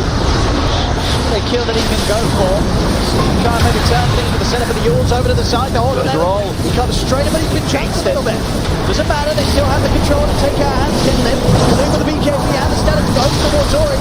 Out to the side, the Supernova comes down. Limp got a lot of damage. They take down if they can. The Supernova will be taken out. Poyoyo trying to clean them up one by one with the BKB over to FNG, running down the Disruptor. He'll get it. Triple kill from Poyoyo. It's 4 dead on Alliance. Nico maybe the last one left alive. He does not have ulti. Can they chase? If he gets the proc, possibly, but yeah, he's a bit too speedy. SNY, 550 move speed. Yeah, we can see the power of the Bloodseeker in that fight, you know. When he joins with the Rupture, zoning control coming out from the Bloodrite. Also stolen mana burn, I really like that as well. You know, Slark, if he's vulnerable to something, that's mana burn. Like, get rid of his mana, he can't use the pounds, control him. Kunkka definitely needs a BKB as well to be able to stand his ground and just get the spells off.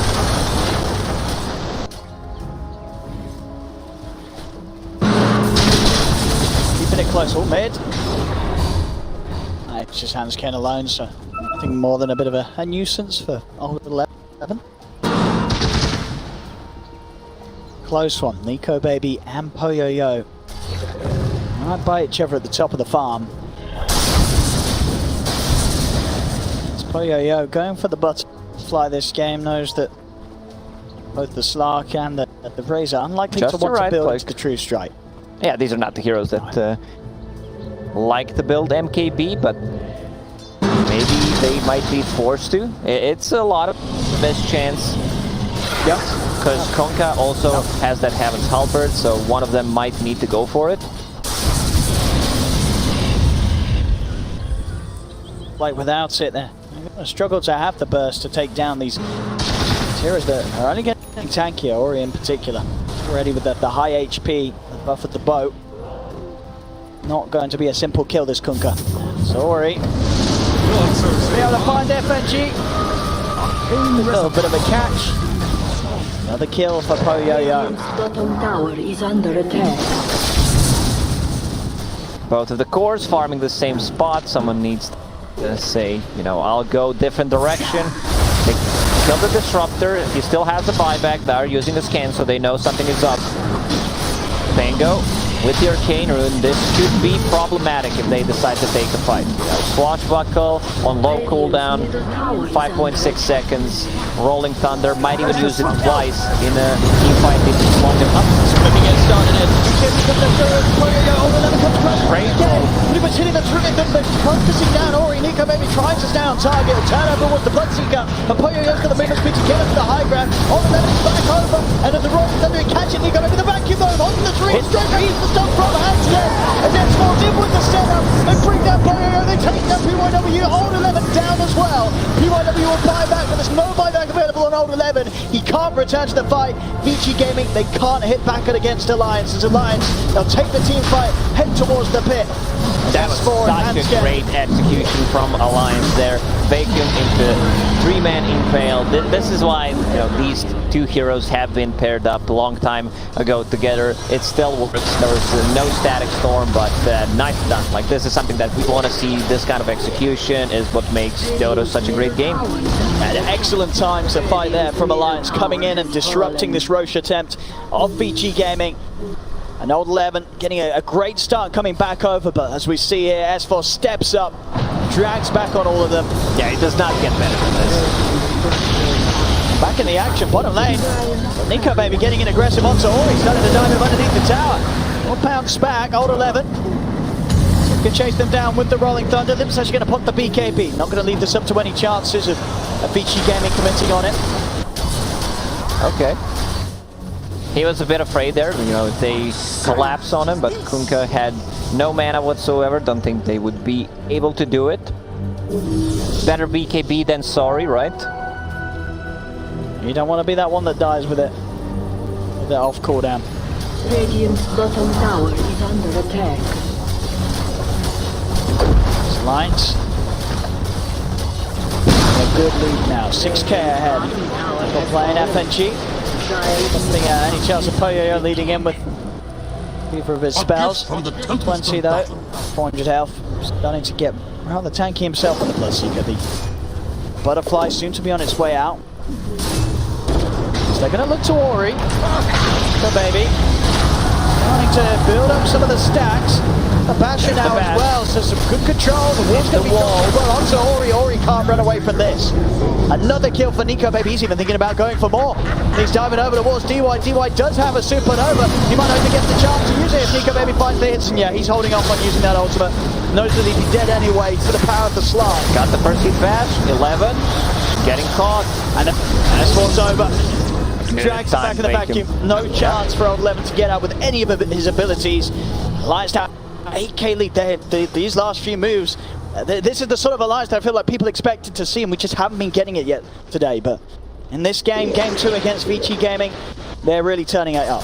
Yeah, this is the Alliance that you know, we expected to see, but they woke up a bit too late, I would say. You know, had some okay start at the day, but still lost those games. Nico Baby is a monster this game. 9-1 and 7, level 22. I'm not sure if they have enough, you know, he's playing into Bloodseeker, but the 1 pounce out of the range, even just to use ulti, they don't have that much AoE control against him. Like, there is no follow-up damage, even if he gets ruptured, which he's not right now, because he's holding the Aegis, but we're talking about post-Aegis, still doesn't feel like he can die that easily.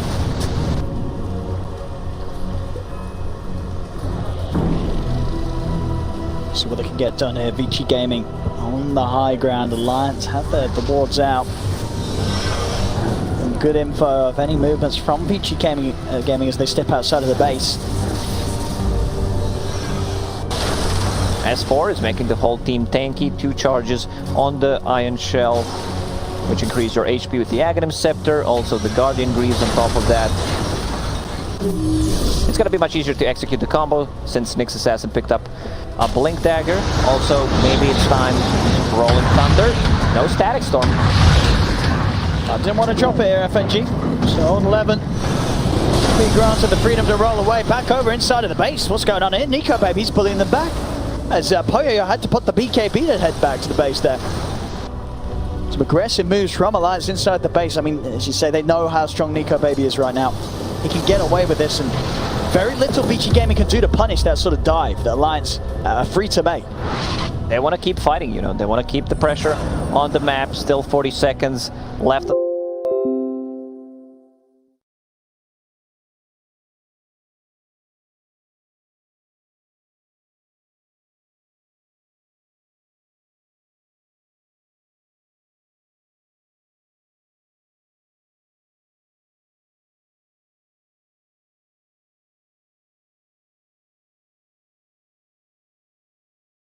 Into Static Storm, or just Impale, follow it up with the Static Storm. Alliance in full control of this game. Go, baby. He's just running it. He doesn't care what's up here. He knows that he can deal with it. He's going to be ruptured. And he's just going to stand in this round and start to go to work on towards the Bloodseeker to stun into the Static Storm. Poyo has trouble. He's getting so low he can't get out. He's not even able to get the BKB off in time. As Poyo's out of the game for 75. Vacuum into the wall onto the 3 of them. They're popping the Supernova. S4's in onto the high ground. QIW's trapped by the Connect field. The Supernova will be successful though. Stunning S4 underneath the tower. With the Darks here. The rest of Alliance will be fine. Glimpse onto 111. Blink up, break away as soon as he's dragged back. Go Baby not quite able to get in on time. They might went in a bit too deep, but yeah, no BKB by a Bloodseeker. Items muted by Disruptor. Oh, also I would love if Disruptor maybe went for the Static Storm duration. Like it's so good, like that, especially if you know that you're getting that Aghanim Scepter. Yeah. Like the value is just too good. Also, you have a Psychic Headband, the extra 100 cast range, kind of, you know, makes up for the level 15 talent that you're gonna miss. Nico Baby. Tries for Old 11. Old 11 is prepared in the mid lane. DY was attempting to push out the wave. They're gonna be able to hold him in place for this one. As Alliance, they take out the Phoenix, another member down. They can look to maybe try and push towards the high ground. Still incredibly strong if they rally around Nico Baby. BKB is finally done here for Rory.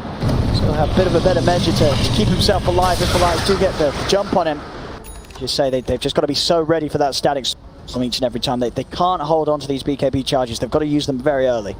Even Darkshooter's getting a Blink Dagger, so they want to execute this combo. They catch 2 heroes. It's going to be so much fight. Once again, Hanskin with a good stun. Swashbuckles in to try and deal with the wave. He's out to the side. Actually away with a blink. Is it? He's going to live. Nice. I'm surprised he actually got away with that. Problem is both cores of Alliance right now are extremely tanky. Like Slark has 3000 HP, same goes for Razor. He also has kind of a second life with the Satanic. 11. He's going to start off the action. At an angle over towards Lim. They can stun him down. Good bounces with the rolling thunder. He certainly can. Hold 11. Sets up for a big kill, and now they can try and tap him on. Nico Baby's trying to go for DY. They get the 12 tipped on them in the Static Storm. The 3 of them in the D, they have the damage. They don't, they take down the Supernova. S4's just burning through them all with the Iron Shells. Nico Baby is looking for Poyo. They're going to be able to get a third. And the team fight from Alliance is too much for VG Gaming. The vacuum into the static storm means that nothing else is there to follow. S4 with the ultra kill. Well deserved. Once again, such nicely executed by Alliance. Even though they lost 2 heroes, like they did not lose the heroes that they need. They need vacuum, they need that static storm. Props to them, you know, trying to take a fight pretty much 3 versus 5. Now Nico Baby with a lot of the stacks will start pushing in on some buildings, pump up that damage. It's gonna be at least 1 set of barracks. See what more they can find. Nico Baby. Do it here on this top racks. We'll see this replay again. Old 11, it looked like a solid start for things for VG Gaming, getting in, taking down the 2 of them. But as you say, just the mindset from Alliance to know that they were still going to be strong enough to turn things around. Supernova's out, but S4 and FNG are able to show that they have the strongest. Didn't even need anything from the Darkseer there. Like, they were perfectly placed. FNG drops the ulti, follows it up with the cage. So keeps them inside. Rolling Thunder. Trying to start the devout. Nico Baby just turns to bash his old 11. He says no chance, Mr. Pango. Not chasing me. Roche will respawn in 13 seconds. There's also double damage, so they can pick up that. He instantly picks it up. I'll go back in. 5 seconds. Someone should sit inside the Roche bit. Go back in. FNG. He knows. He's on top of it. Being pinged out, go back in. Like VG Gaming, they need to make something happen right now. Like they need to go and contest this because it's gonna be pretty much impossible to kill the Slark with Aegis. He's also level 25. He went for 1 second shadow damage duration. That's interesting. I feel like I've seen him do this before, Nico Baby. Just like to sometimes go for this talent rather than the extended duration of the Essence shifts. Maybe he's, you know, still afraid of the Bloodseeker, even though he has Lincoln Sphere, and like that 1 extra second gives you quite a lot of HP regen. It's 7%, you know.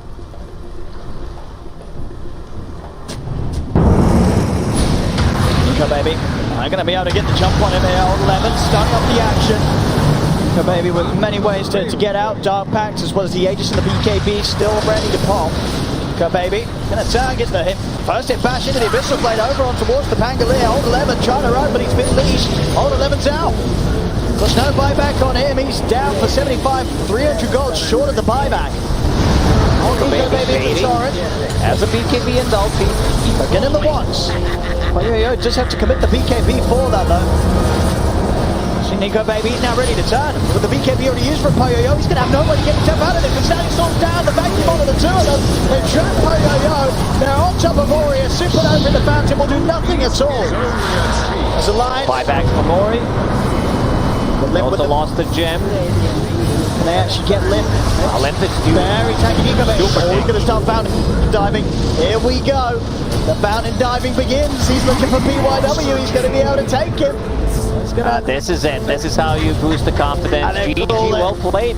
By 11. Yeah, finally, Alliance, at the end of the day, finds a win. Yeah, they've been looking for this all day. And this last game, they did pretty convincing. This was a solid showing. They get the Nico Baby slot. They're ready to show that it still has its strengths. And he really does have a brilliant game. That's sort of that